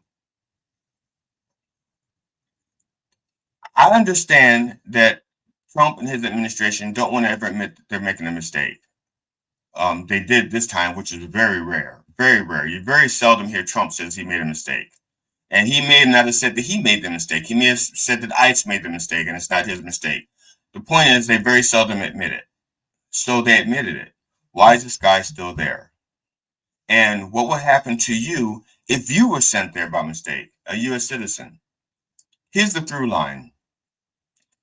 Donald Trump wants to get rid of birthright citizenship. Okay? He wants to get rid of birthright citizenship, which is what? Which amendment of the Constitution? That was the 14th Amendment of the Constitution. You're born here, you're a citizen. They've been ripping away at this for decades. Okay, they started with well, not started, but one of the things they started doing was when babies were born here, if their parents were immigrants, they'd call the babies anchor babies. They're not anchor babies, they're citizens. Okay, they're born with the same rights as anybody else who's born in this country, regardless of their color. But to diminish them, they call them anchor babies. And they've been called that for so long that even legislators call them anchor babies. My former congressperson, Andy Harris, he's not mine anymore. Not that he didn't get reelected, but we redistricted in Maryland. So he doesn't represent me anymore. Not that he ever represented me, but he's not the congressperson for my district. In a town hall, he talked about anchor babies, and I asked him. He was talking about legislation, and I asked him, "Is that how they're addressed in the legislation? Are they called anchor babies in the legislation?" He said, "No." So I asked him. I said, "So why are you calling them anchor babies?" I said, "They're citizens." He goes, "Because when I say anchor babies, my constituents know what I'm talking about." And I said, "Well, I'm one of your constituents. Even though I didn't vote for you, you're my representative. And I don't like the idea of you denigrating citizens. If it's not like that in the law, don't call them that, you know?" And he called me PC and got angry with me. And thank God he's not my I miss not having him as a representative, because when he was my representative, I used to want to run against him in Congress. I really wanted to. And I didn't, because I'm relatively happy with the representative I have now, so I don't feel like I need to run now. And I also miss the fact that I used to troll him on Twitter. Back then it was Twitter. I don't get to do that anymore because he's not my representative. I have no need to troll him and his followers. I mention these things because, look, I'm nobody for anybody to follow. I'm not a leader or anything like that. It's just upsetting to me that these things are out there and they're happening. And I would like it if more people paid attention to it. Not just what they see in the headlines, but what the through line is, what they're trying to do to us. One of the things they're trying to do to us is make us complacent and scared, and so scared that we won't fight, or so scared that we do desperate things. We don't need to be that. I have something to read here from Aaron. I'm reading his code, so if he says something personal about me, I apologize. Okay. "Thanks for having me on the show today. I really enjoyed it. I was a little scared to bring up my disability because if any MAGA people are watching and what they might think. Well, fuck them." He didn't say that. I'm saying fuck them. He continues, "But I like how it flowed into everything. I appreciate all the promotion, and I have 2 people in mind. I will send your email to and see if they're interested. Thank you." So we're looking forward to having more guests. I really recommend Spark.tv, especially if you're looking for new content or different content, something to check out. Or if you yourself are a content creator, not like a podcast thing, not yet anyway, but if you created a TV show or a movie, a short movie. In my case, I have 3 90-minute comedy specials on there. And also Brian T. Shirley has BTS on the Road. He has his stuff on there. So there's so far 2 comedians. And believe me, I don't want the competition, but I want people to have the variety. So I have other people if you're a comedian and you have a special that you feel good about, you can reach out to Spark TV and see if it's of good enough caliber that they'll put it on. You'll get another audience. I've recommended this to other comedians directly. I have friends who've done specials, and I'll say, "Look, guy, you got a special. It's pretty funny. Why don't you do this?" And they go, "Yeah, yeah, yeah," and they never do. Okay. I don't know why you wouldn't. Okay. It's especially comedians. Look, we're not A-list comedians. I am not getting a Netflix special. I'm not getting a Hulu special. I'm not getting a Tubi special. Okay, but I think I'm funny enough that people can, want to check it out. So if you're a comedian and you have a special that you've recorded and you're looking for the audience, Spark TV. Why not Spark TV? Yeah, Welcome back, bro. Yeah, you look like you're sweating a little bit. Are you all right? Oh no! I found my groove after 15 seconds of panic, and it wasn't because I don't have. It's not that I'm not used to it, because I do these things a bit. I was just the things that were burning up inside of me. I didn't feel like I should just. I want to talk about the Supreme Court thing, Oh, okay. and I didn't think. I was just reluctant to bring it up, but once I got over. Well, if I don't talk about that, what else do I want to talk about? There was nothing coming out, so I told let it fly. Yeah, I feel bad for that guy that got who's in fucking El Salvador. Yes. And he's this like political pawn right now. It's like, I just want to go home, bro. That's all I want to do. Yeah. I just want to go home to my wife and kids. I can't remember his first name, but he's like Albergo Garcia. I think is his middle name and his last name. I can't remember his first name. Yeah. But yeah, my friend who I was telling about, who sold all the stocks, like him and his wife were planning on going to Costa Rica this year, but they canceled that trip because they were afraid they may not be able to get back into this country. Yeah, and they are both whiteys too. Now, because my wife and I, we talked about that kind of stuff, because my wife loves to travel. Now, she doesn't have the same issues that I would have because she's blonde hair and blue eyed. Okay, it's bleach blonde. It's dyed. But that's a secret. You don't need to know that her hair is actually gray and she's dyeing it blonde. You don't need to know that. but for the purposes of passports, she's a blonde hair, blue eyed woman. So she's not going to have a lot of trouble getting back into the country. I think I, on the other hand, might not make it back into the country. Yes, yeah, especially looking at you like, you're not from this country. You're from Jamaica, right? Jamaica. Yeah, exactly. And I've been on no-fly list before. I've been on a no-fly list before, and the only reason why I got off of the no-fly list is because the administration changed. It had nothing. It wasn't I had no power to stop. I didn't even know I was on a no-fly list until I tried to fly, and that was how no-fly list worked. They don't write you and say you're on the no-fly list. Don't try to fly. What it is, you buy a ticket, and they let you buy the ticket, and you go to board the plane, and that's when you find that you're on a no-fly list. And also, if you're out there and you're traveling, if you don't know, you have to get your real ID by May 7th if you want to continue to fly in the U.S. You need to get your real ID. Oh yeah. Unless you have a passport, then you can have the passport with you. And I have both. My real ID is my Maryland license. Yeah. Which got a little star on it. I have that, and I have my passport.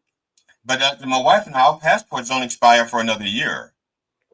We still have another, and we're going to try to renew them like a year early, just in case they lag in whatever they're doing up there. Yeah, it's a weird fucking time. Yeah. It's when you're talking about like talking, just sitting here talking. Like last week, I had to do part of my podcast with Damien, and like the first half I had to do by myself, and you really forget how hard it is to do that, because it's not like being on stage and you have like different things, and it's just different. And we got to sit here and talk for 30 minutes. And that's the other thing. I thought to myself, I almost broke into a routine. I almost broke into one of my routines. I was like, and instead I talked about the fact, okay, I'm working on another special, hopefully be ready in September. But because I didn't know what to talk about. It's not like on Sunday, like the Reverend has like I could have slipped into a character. As a character, I could have done it with no problem. I just had difficulty. There's too many voices going on in my head of what I shouldn't talk about, what I shouldn't talk about. It's like I'll do one of my routines. No, don't do your routine. Because then I hate it when you're interviewing someone, they're a comedian, and you try to interview them, and they want to answer in their routines. They're answering in their jokes. I hate that. I can't stand that. Yeah, and I didn't want to be that. Yeah, that, or if someone is talking to you and their whole conversation is just bits.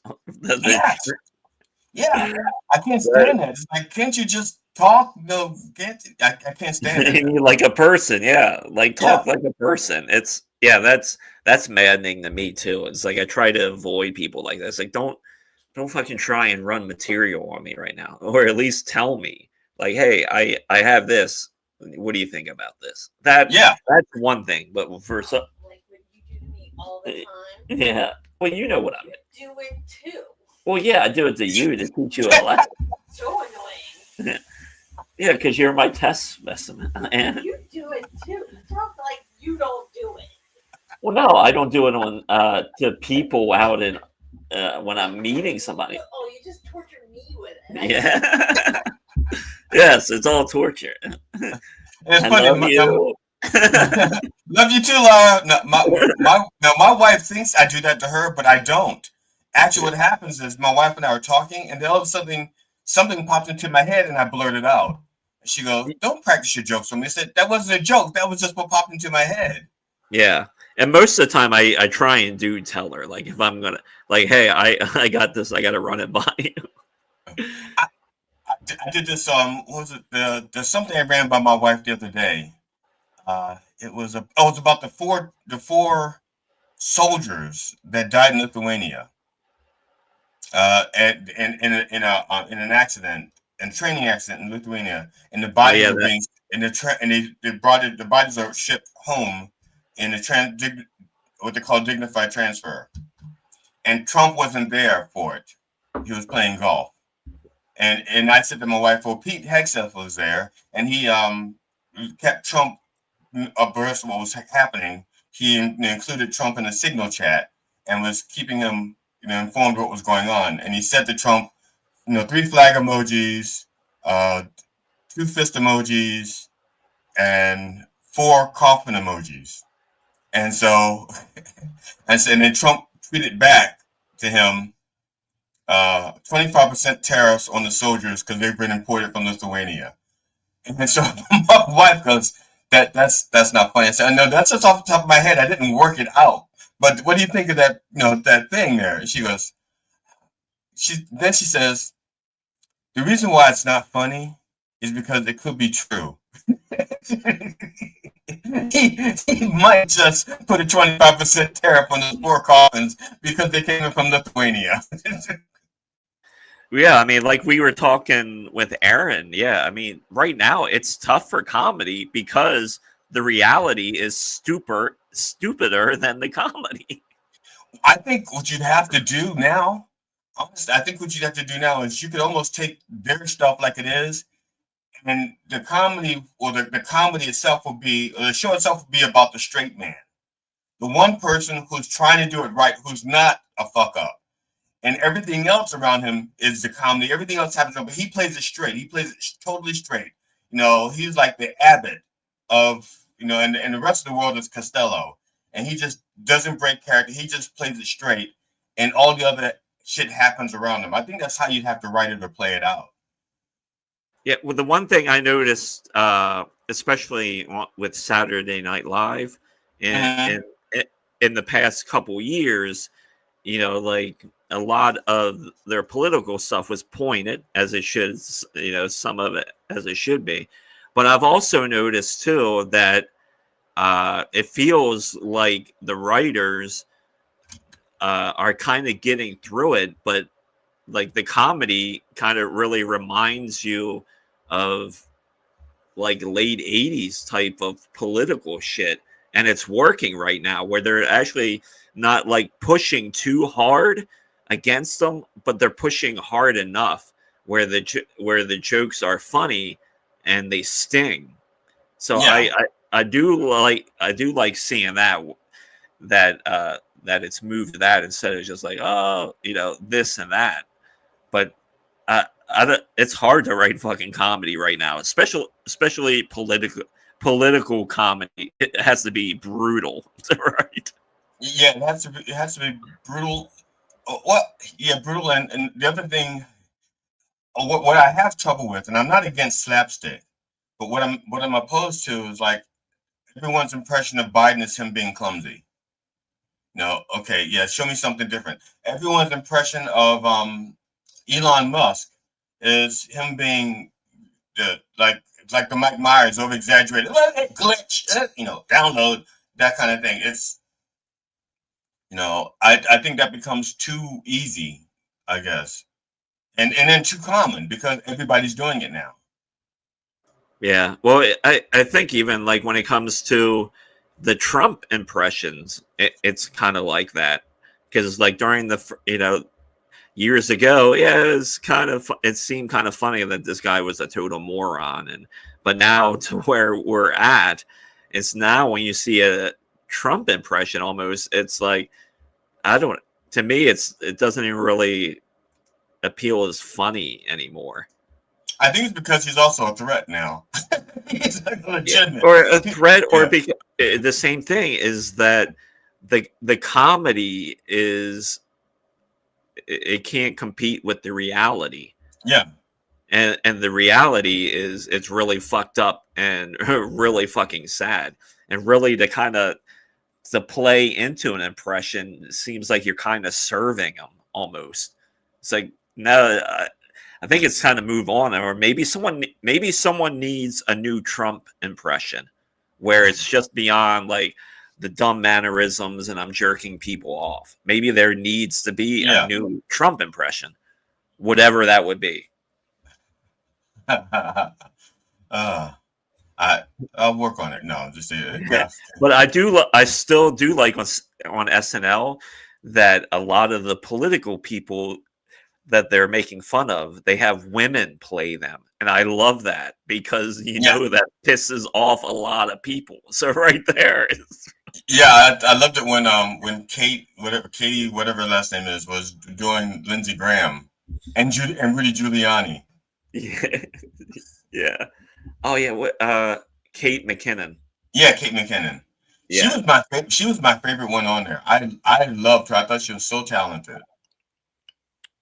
Yeah, Kate was really funny. She was so funny on there, and yeah, she's missed right now for sure. Yeah, I mean, some of the writers, like my wife and I can't make it through a whole episode of SNL right now. We can't. We watched the opening because it's the opening, I guess, to see where it's going to go. And usually, I think in my opinion, their best writing is usually the opening and their weekend update. To me, it's where their best writing is. But I don't like it when they get the minions on the update because it seems like it's just like they have shit and they just think, okay, well, we have to fill 90 minutes. Well, not 90 minutes, was it? They had to fill like an hour and 10 minutes because they had like 20 minutes worth of commercials. Yeah. And my wife will go like, oh my God, they put that on? And I said to my wife, I said, think about this. There was something that they didn't think was good enough to be on the show, and they put that on. Yeah. what didn't make it? Yeah, and for a show like that to exist, there are going to be bad sketches. There's going to be bad episodes. It's a law of averages. But like this past week, there were a lot of solid sketches in there, and so like the Preparation H Cheetos, that was fucking funny. That was a fucking funny bit. I didn't even see. I didn't know. We were fast forwarding, so I kind of I saw it real quick, and my wife caught glimpse and go, "Ooh," just that fast. But like I said, I watch it with my wife, and she says to me, "You can go back and watch it without me, but I just can't watch all this rest of stuff because she's the one to give it a chance. She is so determined that most of their stuff is bad now that she's going to give it a chance. And so, and once we go through the whole thing, I don't usually go back and watch it again, Yeah, my mom was always like, I won't waste electricity on that. It's like, I'm not not gonna watch that goddamn shit. I'm not gonna waste electricity. Yeah, like I said, so I do like the weekend update stuff. I think that's I put the link for the Cheetos preparation H in the okay. private chat. So if you Okay, want I'll to check it out. Yeah, I'll check it out. yeah, it's worth it. It's a fucking funny bit. Yeah, I'll check it out. Matter of fact, enough we can't play it now. Even though I guess we could because we're talking about it, but let's not risk it. No, it would definitely get a copyright strike for for that one for sure. Now, but one thing I'm curious about, because I don't, there's some things that don't get copyright strikes, and it's only because they actually reverse the image or they recrop it. You know, it's everybody knows what it is. I don't understand. Well, how does that get through? If just because they recrop it or they flip the image and you're looking at all the words spelled backwards in the background. I don't understand that. I think because I guess it's considered distorted and like there's no intent to sell it. Like you couldn't. I guess that's the way they look at it. It's like, well, you can't really. Like if you're going to pirate or talk about these movies and you zoom in on the scenes and shit, I think that's how they get away with it because it's not like a good copy and you could tell that someone is not trying to resell the original, I guess. Yeah. I mean, that would make sense to me, like from a reasoning standpoint, that you could do that because the original is so distorted. You can obviously tell you're not trying to make money. Or trying to sell it, even though you could make money off of it, even though you're not selling it. Yeah, because if we use it here, we're not trying to sell it. We're not, we're actually just part of a conversation. It's not like and if nothing else, Saturday Night Live would get more people maybe who may check it out, may check out the other stuff. I don't understand it. Do you know the comedian Josh Johnson? Yeah, Josh Johnson. I don't think so. Have you ever checked out any of his stuff? Well, Josh Johnson. Wait, is he the guy from the Daily Show? Is that the yeah. Daily Show? Okay, yeah, I have checked out some of his stuff. Yeah, because he'll put out on YouTube a 45-minute set. And where he's on stage and he has like one point that he's talking about. And it's kind of fascinating because you're actually watching a comic really work material. Right. And he comes out and the fucking riff on like whatever topic for 45 minutes in some cases is crazy, but it's really good. And to see like how he's really breaking down things and some things fail and others, he's really hitting. So that's like one comic I really like right now and like watching his stuff from time to time. But he puts out a lot of fucking content for a comic. I know when I first started doing comedy, I started as part of we had a comedy boot camp. And so I had classmates. And so to encourage the classmates to keep trying, I used to post all of the stuff I was working on. Whenever I go to open mics and stuff, and as I was working, so you can get to see how it evolved. And I just to do that, so that the other guys I worked with, just to encourage them, so they wouldn't say like, "Oh, this stuff is hard." And this sucks. This sucks. And so I did that just to keep them, to encourage them. But I wouldn't burn my good material, not my good material, but the stuff that I knew I was going to put on a special. I wouldn't burn that. I just did stuff out of the news. I just took stuff out of the news and newspapers, and that's what I did the same thing. I just put it out every week, all the time. So but I didn't do it. I didn't think anybody was paying attention to me. I just did it for the guys I was in class with. Yeah. Yeah, there's a lot of those, like, there are so many people now that offer, like, stand-up comedy classes. Yeah. And, they have, like, these graduation shows. And, like, I don't fault anybody for, like, wanting to try it or maybe, like, taking that route because that just what works for them. What I don't like about seeing that stuff is, yeah, they can teach you like basic fundamentals, like set up, punch for a joke. But a lot of times, what I've noticed is a lot of people that come out of those classes, and if you see them at mics, they all have the same technique. It's the same setup, the same punches, and it's almost like cookie cutter-ish, where it's like, what are we doing? And I've seen other comics that have come out of those classes, and they'll do tip-offs like with their mic. They're performing, and they'll set up the joke, and they'll release the punchline, and then they'll put the mic out like that. It's like, what are you doing? Like I said, I don't fault anyone really for taking them, but it's like, if you keep doing classes and you keep teaching all these people like comedy, you're essentially making all these clones, because we know they're all not going to stick with it. But then even if a large portion do, a lot of them are all going to be the same. Well, it's like I said, because there's now there was there was a guy in DC. I think he called him the Fat Doctor. I don't know if you've heard of him, Fat Doctor out of DC. He's had a lot of students. He has a lot of acolytes. As a matter of fact, if I'm wrong, somebody correct me. But Tony Woods was one of his acolytes. Okay. And Tony Woods, and so also Dave Chappelle was one of his acolytes. And so I interviewed a few people in Don't Way Past Funny who were his acolytes, and they tell me that they can watch another comedian and tell whether or not they worked with the Fat Doctor. They said they recognized it right off the bat. They said, yeah, I know he's worked with the Fat Doctor. Now, the guy that I worked with in Florida, now it was a boot camp. It was like a continuing education thing. His name is Les McCurdy. He has McCurdy's Comedy Theater in Sarasota, Florida.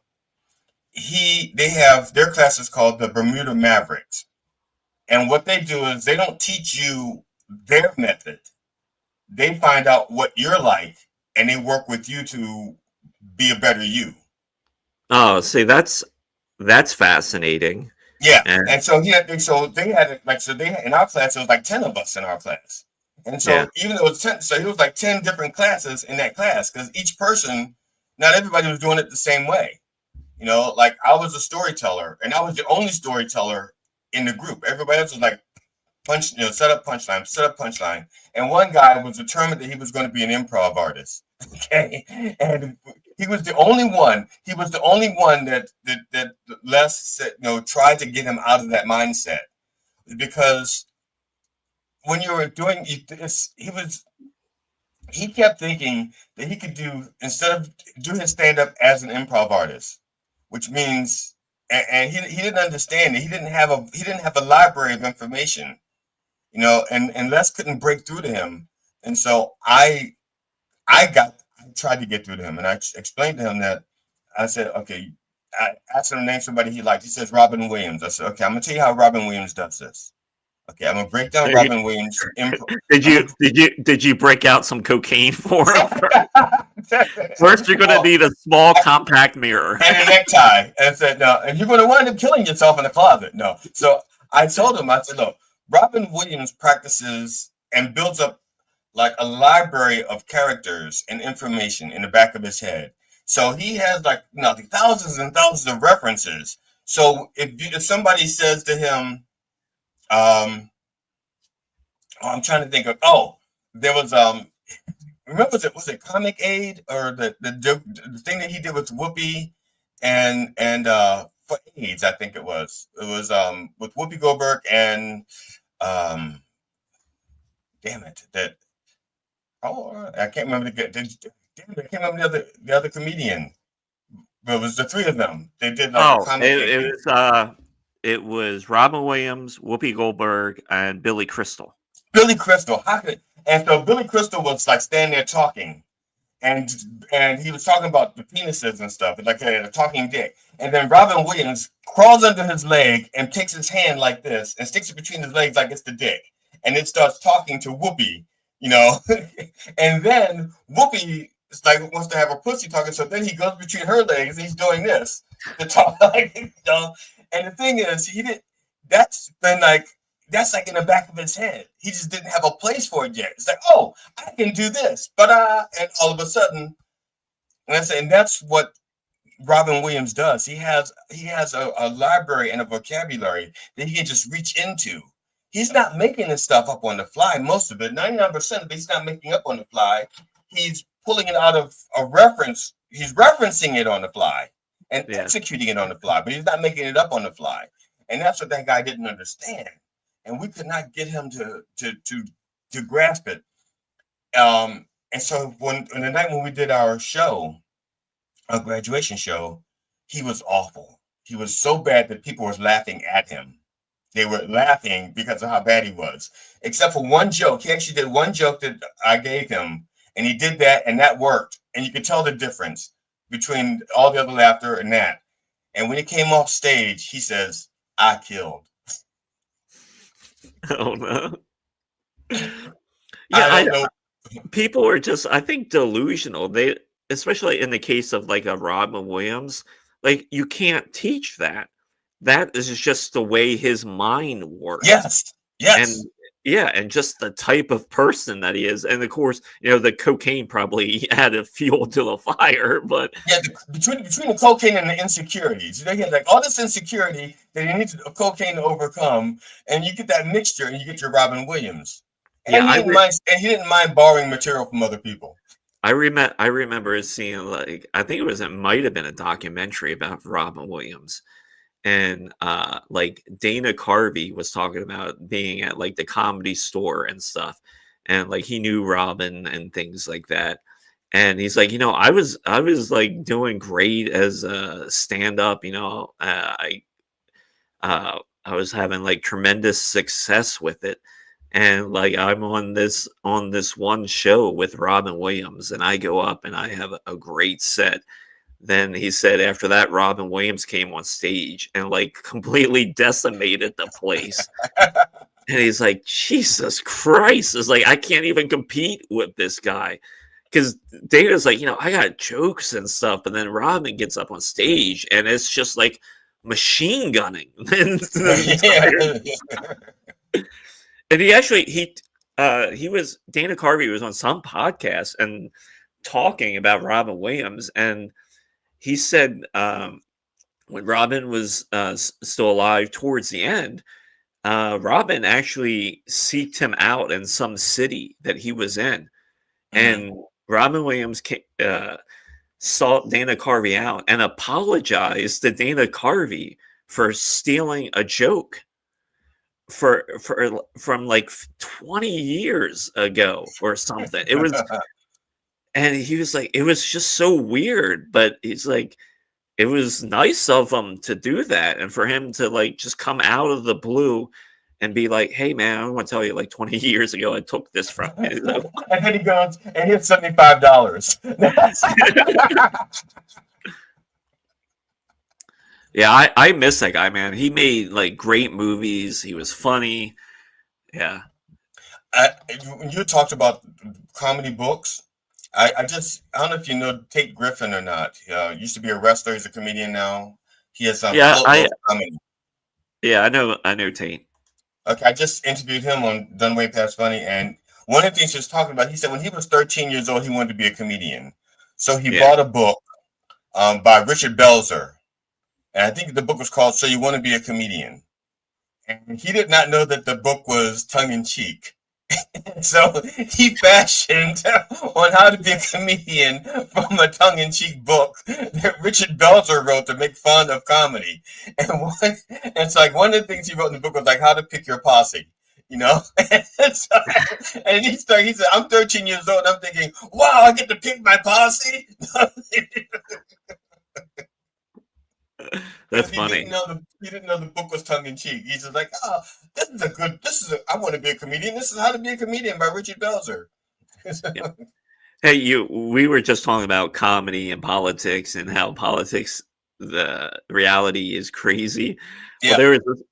Well, I just want to mention this. We don't have to dig deep, but so Trump to sign executive order to help dying coal industry.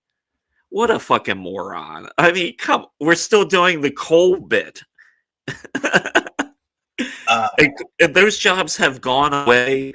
The jobs that are there, most of the people have been replaced with automation because coal, I don't know, is too too scary for people or too risky to put fucking people in mines. It's that dumb shit right there. It's that dumb shit right there. And the thing is, I don't think he's trying to help any of the workers. I think he's trying to help the people who are still trying to make money in that industry. The executive order, I don't know what the hell he's going to do with the executive order on it. What's he going to do?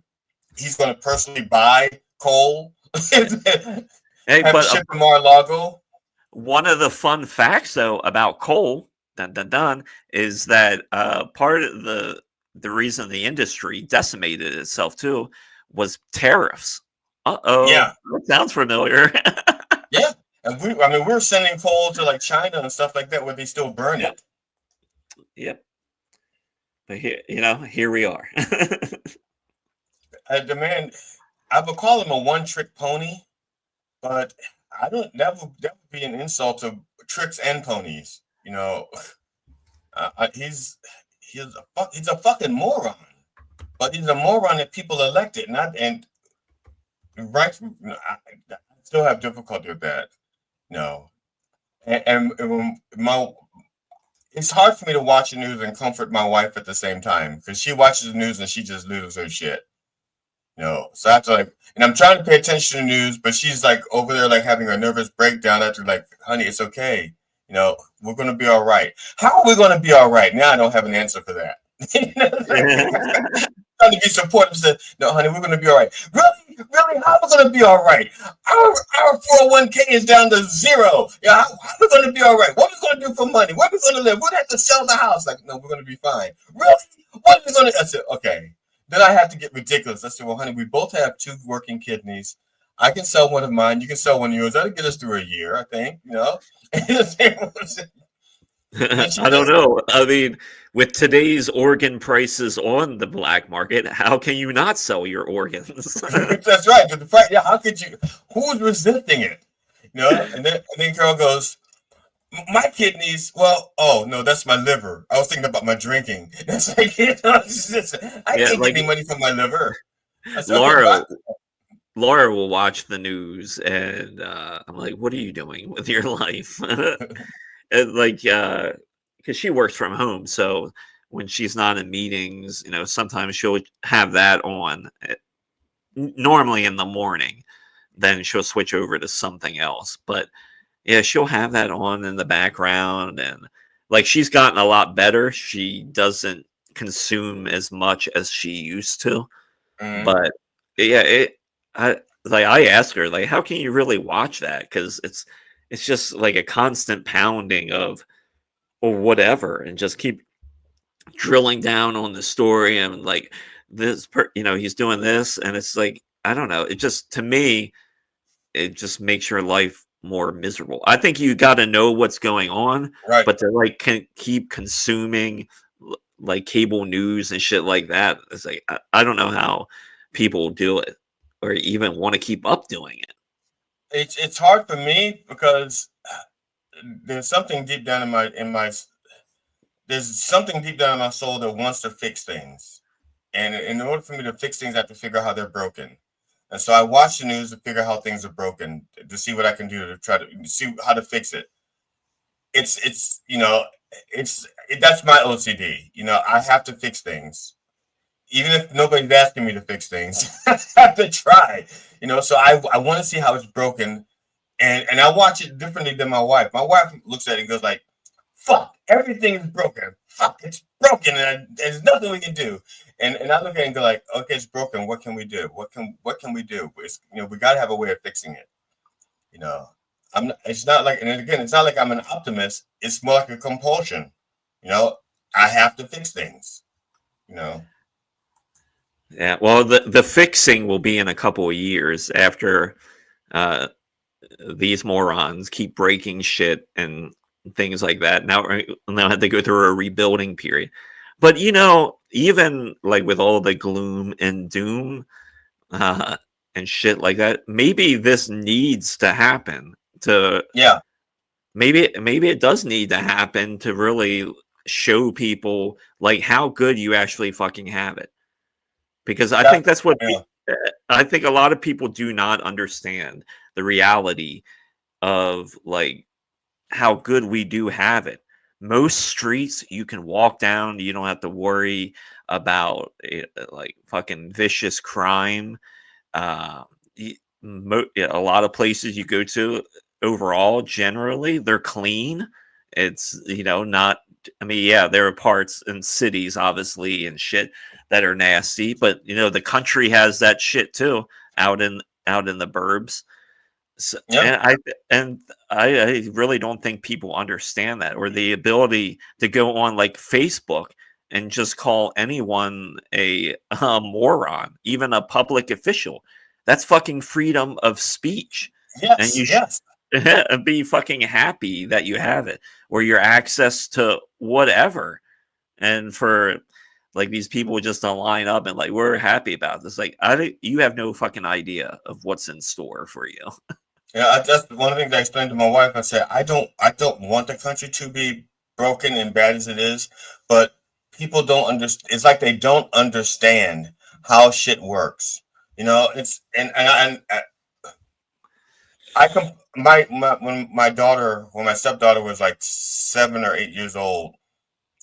She asked me. She kept asking me about things about people and why do they do things like they do. And stuff like that. And one of the examples I gave her, I said, was like, when you turn on the water in the sink, you just trust that it's clean. When we turn it on, you don't, I said, you are so used to just taking your glass and being able to drink it. You don't think about everything that's happened before that, all the decisions that are made before that to take the water that was in the sewer, take sewage water and make it clean enough to drink. All the bureaucracy, all the chemicals, all the screening and filtering. All you want to do is turn on the water and drink it. I said, and that's all you want to do. That's all most people want to do. They don't pay attention to all the other shit. And then they find out, wait a minute, I'm paying $3 or more a month in taxes for my water bill. It's like, well, yeah. And they want to complain, like, well, no, I don't want to pay that. And then it becomes enough of an outcry. Then it's okay, well, we'll cut back on the water filtration system. But guess what? You may get some shit in your water now because we're at the step, to save money, we're taking out a step. And it's not until people drink enough shit that they're going to realize, okay, things need to work better. We're at the shit drinking phase. Yeah. I'm fine with that because I'm on well water. Yeah. I mean, just the simple fact of that you can take piss and shit and water that is mixed, and to be able to have the technology to completely remove piss and shit from water to clean it to where it's drinkable. That's fucking wild. And to live in a country like that where we can do that, that is, it's unbelievable. Yeah, because they don't have, there are a lot of countries that are drinking water, and water is a necessity. They don't have that luxury. Yeah, so if you're, some people think it's a big deal that Jesus turned water into wine. I think it's a pretty big deal that we remove piss and shit from water. I mean, that's a bigger feat. I had a friend of mine who was doing it. She was teaching in Namibia, and she, pretty much a sheltered life, but she had a good heart. She had a really good heart, and she went over to Namibia to teach children how to read.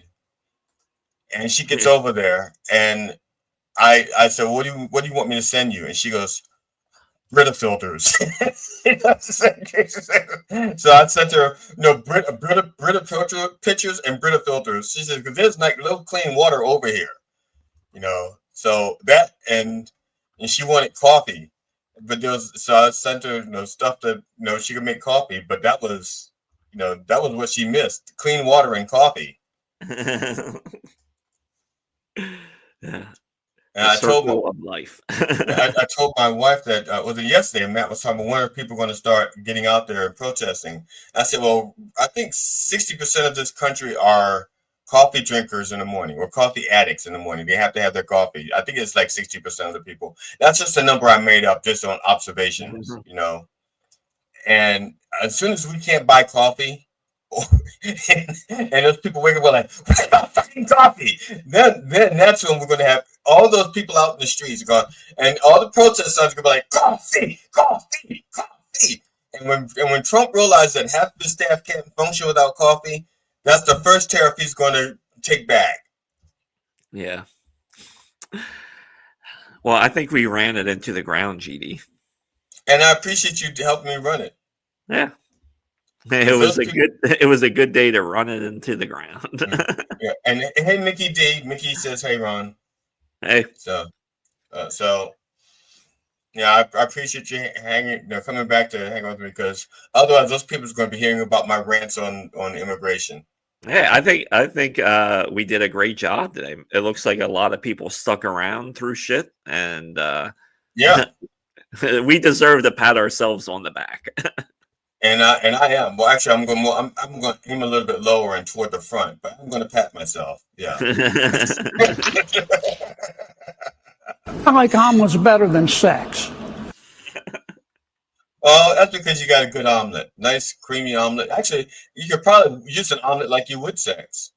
Oh, maybe that would be the sequel to American Pie, American Omelet. We'll put it on Spark TV. Yeah, there you go. There you go. Well, I'm not playing. Turn on. Are there? Well, I guess. Wait, before we get, are there any guests for tomorrow? That's or is it just us? Is it just us again? Let me see if I can find. Let me look. I don't think so, but let me see if I can find out. Okay, yeah. GD's just trying to find out if we have any guests for tomorrow. But even if you don't, folks, we'll entertain you. Oh yeah, that's true. That's true. Now, what's today? Today's the 8th or 9th? Today is the 8th. Okay. The 9th. There's nothing on the 9th. We have the 10th. We have the art of Vincent Wanga on the 10th, and a bunch of authors on the 11th. Okay. So. Yeah, so you'll definitely want to tune in tomorrow because there's no guests, but then you'll be able to hear Matt complain about painting. We get to hear about jury duty. That's right. He's not painting today. He's doing jury duty. Well, he's probably painting while doing jury. That could be painting for the jurors. Yeah. Here, look. I painted the scene on how it happened. And we recreated the death penalty. He's going to be dropped from a balcony. Yeah. So, are you doing anything tonight? Are you at home tonight? I am at home tonight, and I have a comedy special I want to do in September, so I'm just tweaking shit. Okay. Tweaking and writing. What about you? Tonight, I'm not really doing comedy. We have like a small get together we're going to at like 7, but then tonight I am going to be on Slaptail Nation. Oh, that's right. Yeah, I'm recording that close to 9 o'clock tonight. So that's my big plans. Typically on Tuesdays, I haven't been hitting mics or anything on Tuesday nights. So yeah, that's kind of like what I'm doing. That's cool. That's cool. It's eventually I'll be on Slaptail Nation. The Reverend is. We're trying to get the Reverend to do a show out there. And the holdup is me. I have because the Reverend show is 90 minutes. I don't want to send him a 90-minute show to look at. You know. And so it's to set up the Blessings of Blasphemy show is set up like a church. So I'm trying to knock it down to like a 15-minute video for them to look at.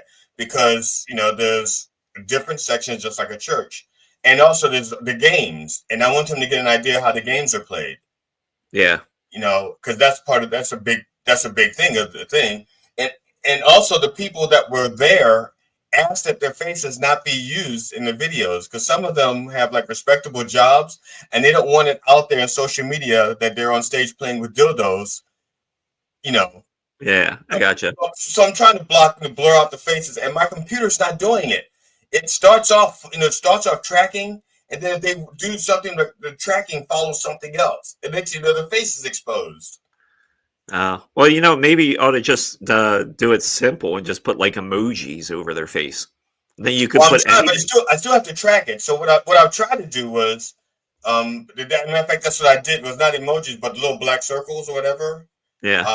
And I'm also trying to blow up the scenes so that they can actually be off the screen, or blow it up so that they're it's cropped. So like I blow it up so like they're standing here, you don't see their head, but you see them playing the game. Okay. So like I said, but it's not. I can't do that in every case because it's not the same solution for every scene. Yeah, gotcha. Yeah, so it's like I'm creating a new solution for each individual problem. So it's taking me a while. Yeah, or maybe the easiest thing to do is that if you're going to video them, you only record from one specific angle. Then you just have to know where to place them on stage. Well, I tried. Well, how to put it? And what I didn't know I was going to be doing this like this because I just thought that I just never thought that I had to show the video. I just thought I could like promote the show without the video. Like, this is Blessings and Blasphemy. No, you don't need to see it. Trust me. This is I'll describe it to you. But I don't know why I thought I could do that. I mean, because the way I would see it is like you would set them up on stage, and instead of recording from the front of the stage, you'd have to have the camera. So it's like point it right at them. That way, you could see the game that they're going to do. Then you should be able to easily cut their face out of it then because of the angle. Well, I tried it with a 2-camera thing. I had one with because I used the whole stage. So the one camera was the whole stage, and the other camera was from like this, from like left to right. And I would position the people on this side so that their backs would be to the camera,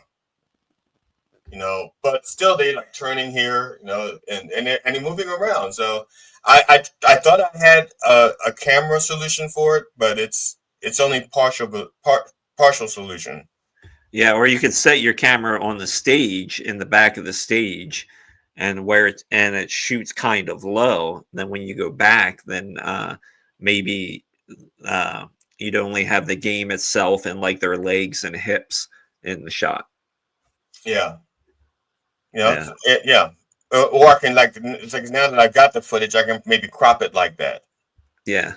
So that you don't have so just cropping out the heads, and that may be especially since it's for a club, not for audience consumption. Yeah. So if you're just sending it to a club, then having their faces is I don't think a big deal then. Right. Yeah, and that's my newest solution is to blow it up, crop it out, and just take off the fucking heads. We don't need the fucking heads. Gone. Yeah. Or if you're just sending it to clubs, don't even modify the footage, and you could just always put a watermark on there, not for public use.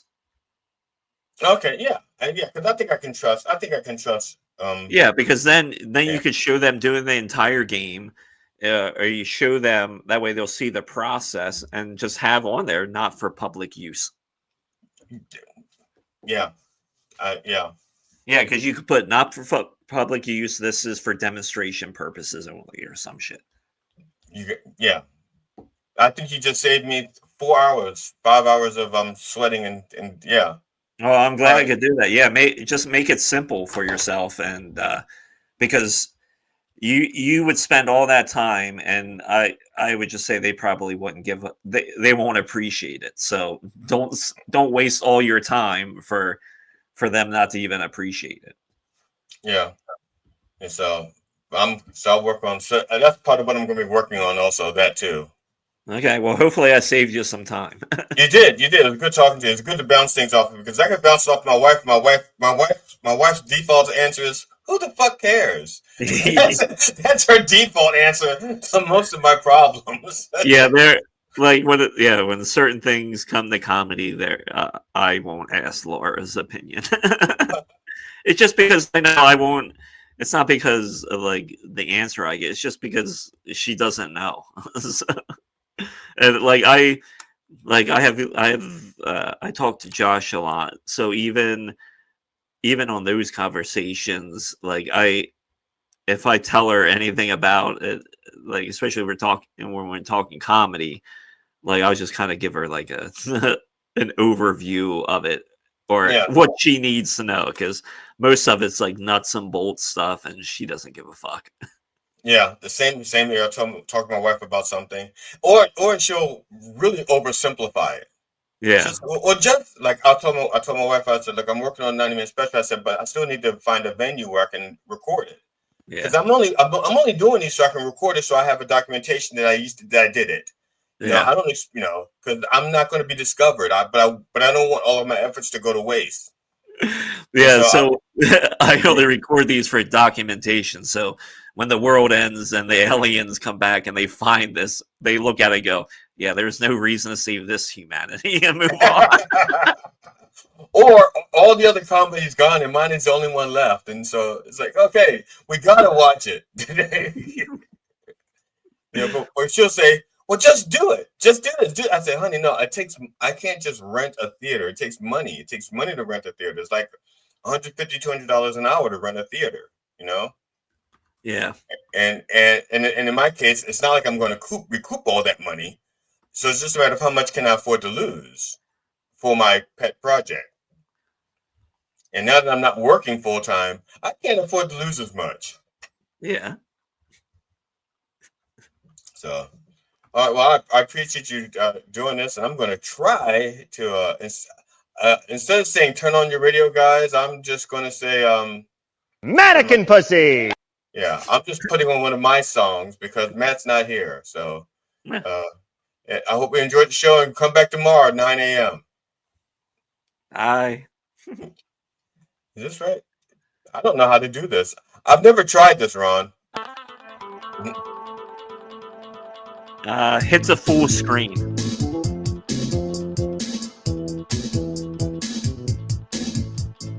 Nope, that's not it.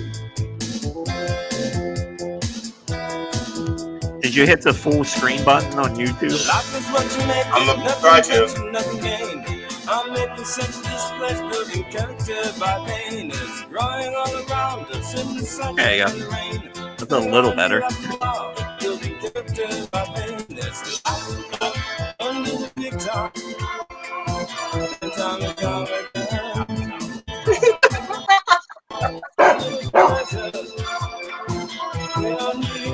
See ya, everybody. See ya.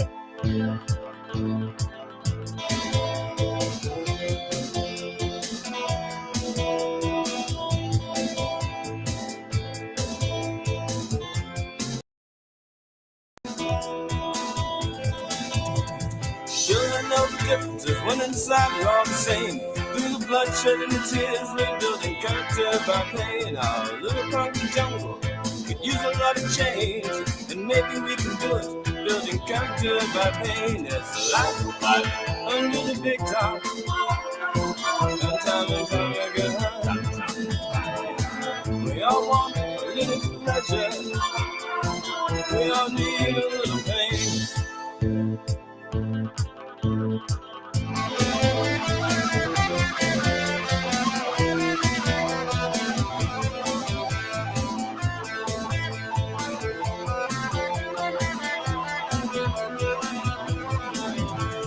Life is what you make it, nothing venture, nothing gain. I'm making sense of this place, building character by pain. It's growing all around us in the sunshine and rain. Growing on a new after wall, building character by pain. There's life right under the big top. And time again,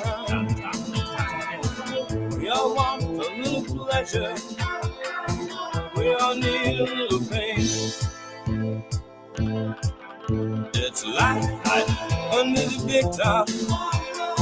And time again, we all want a little pleasure. We all need a little pain.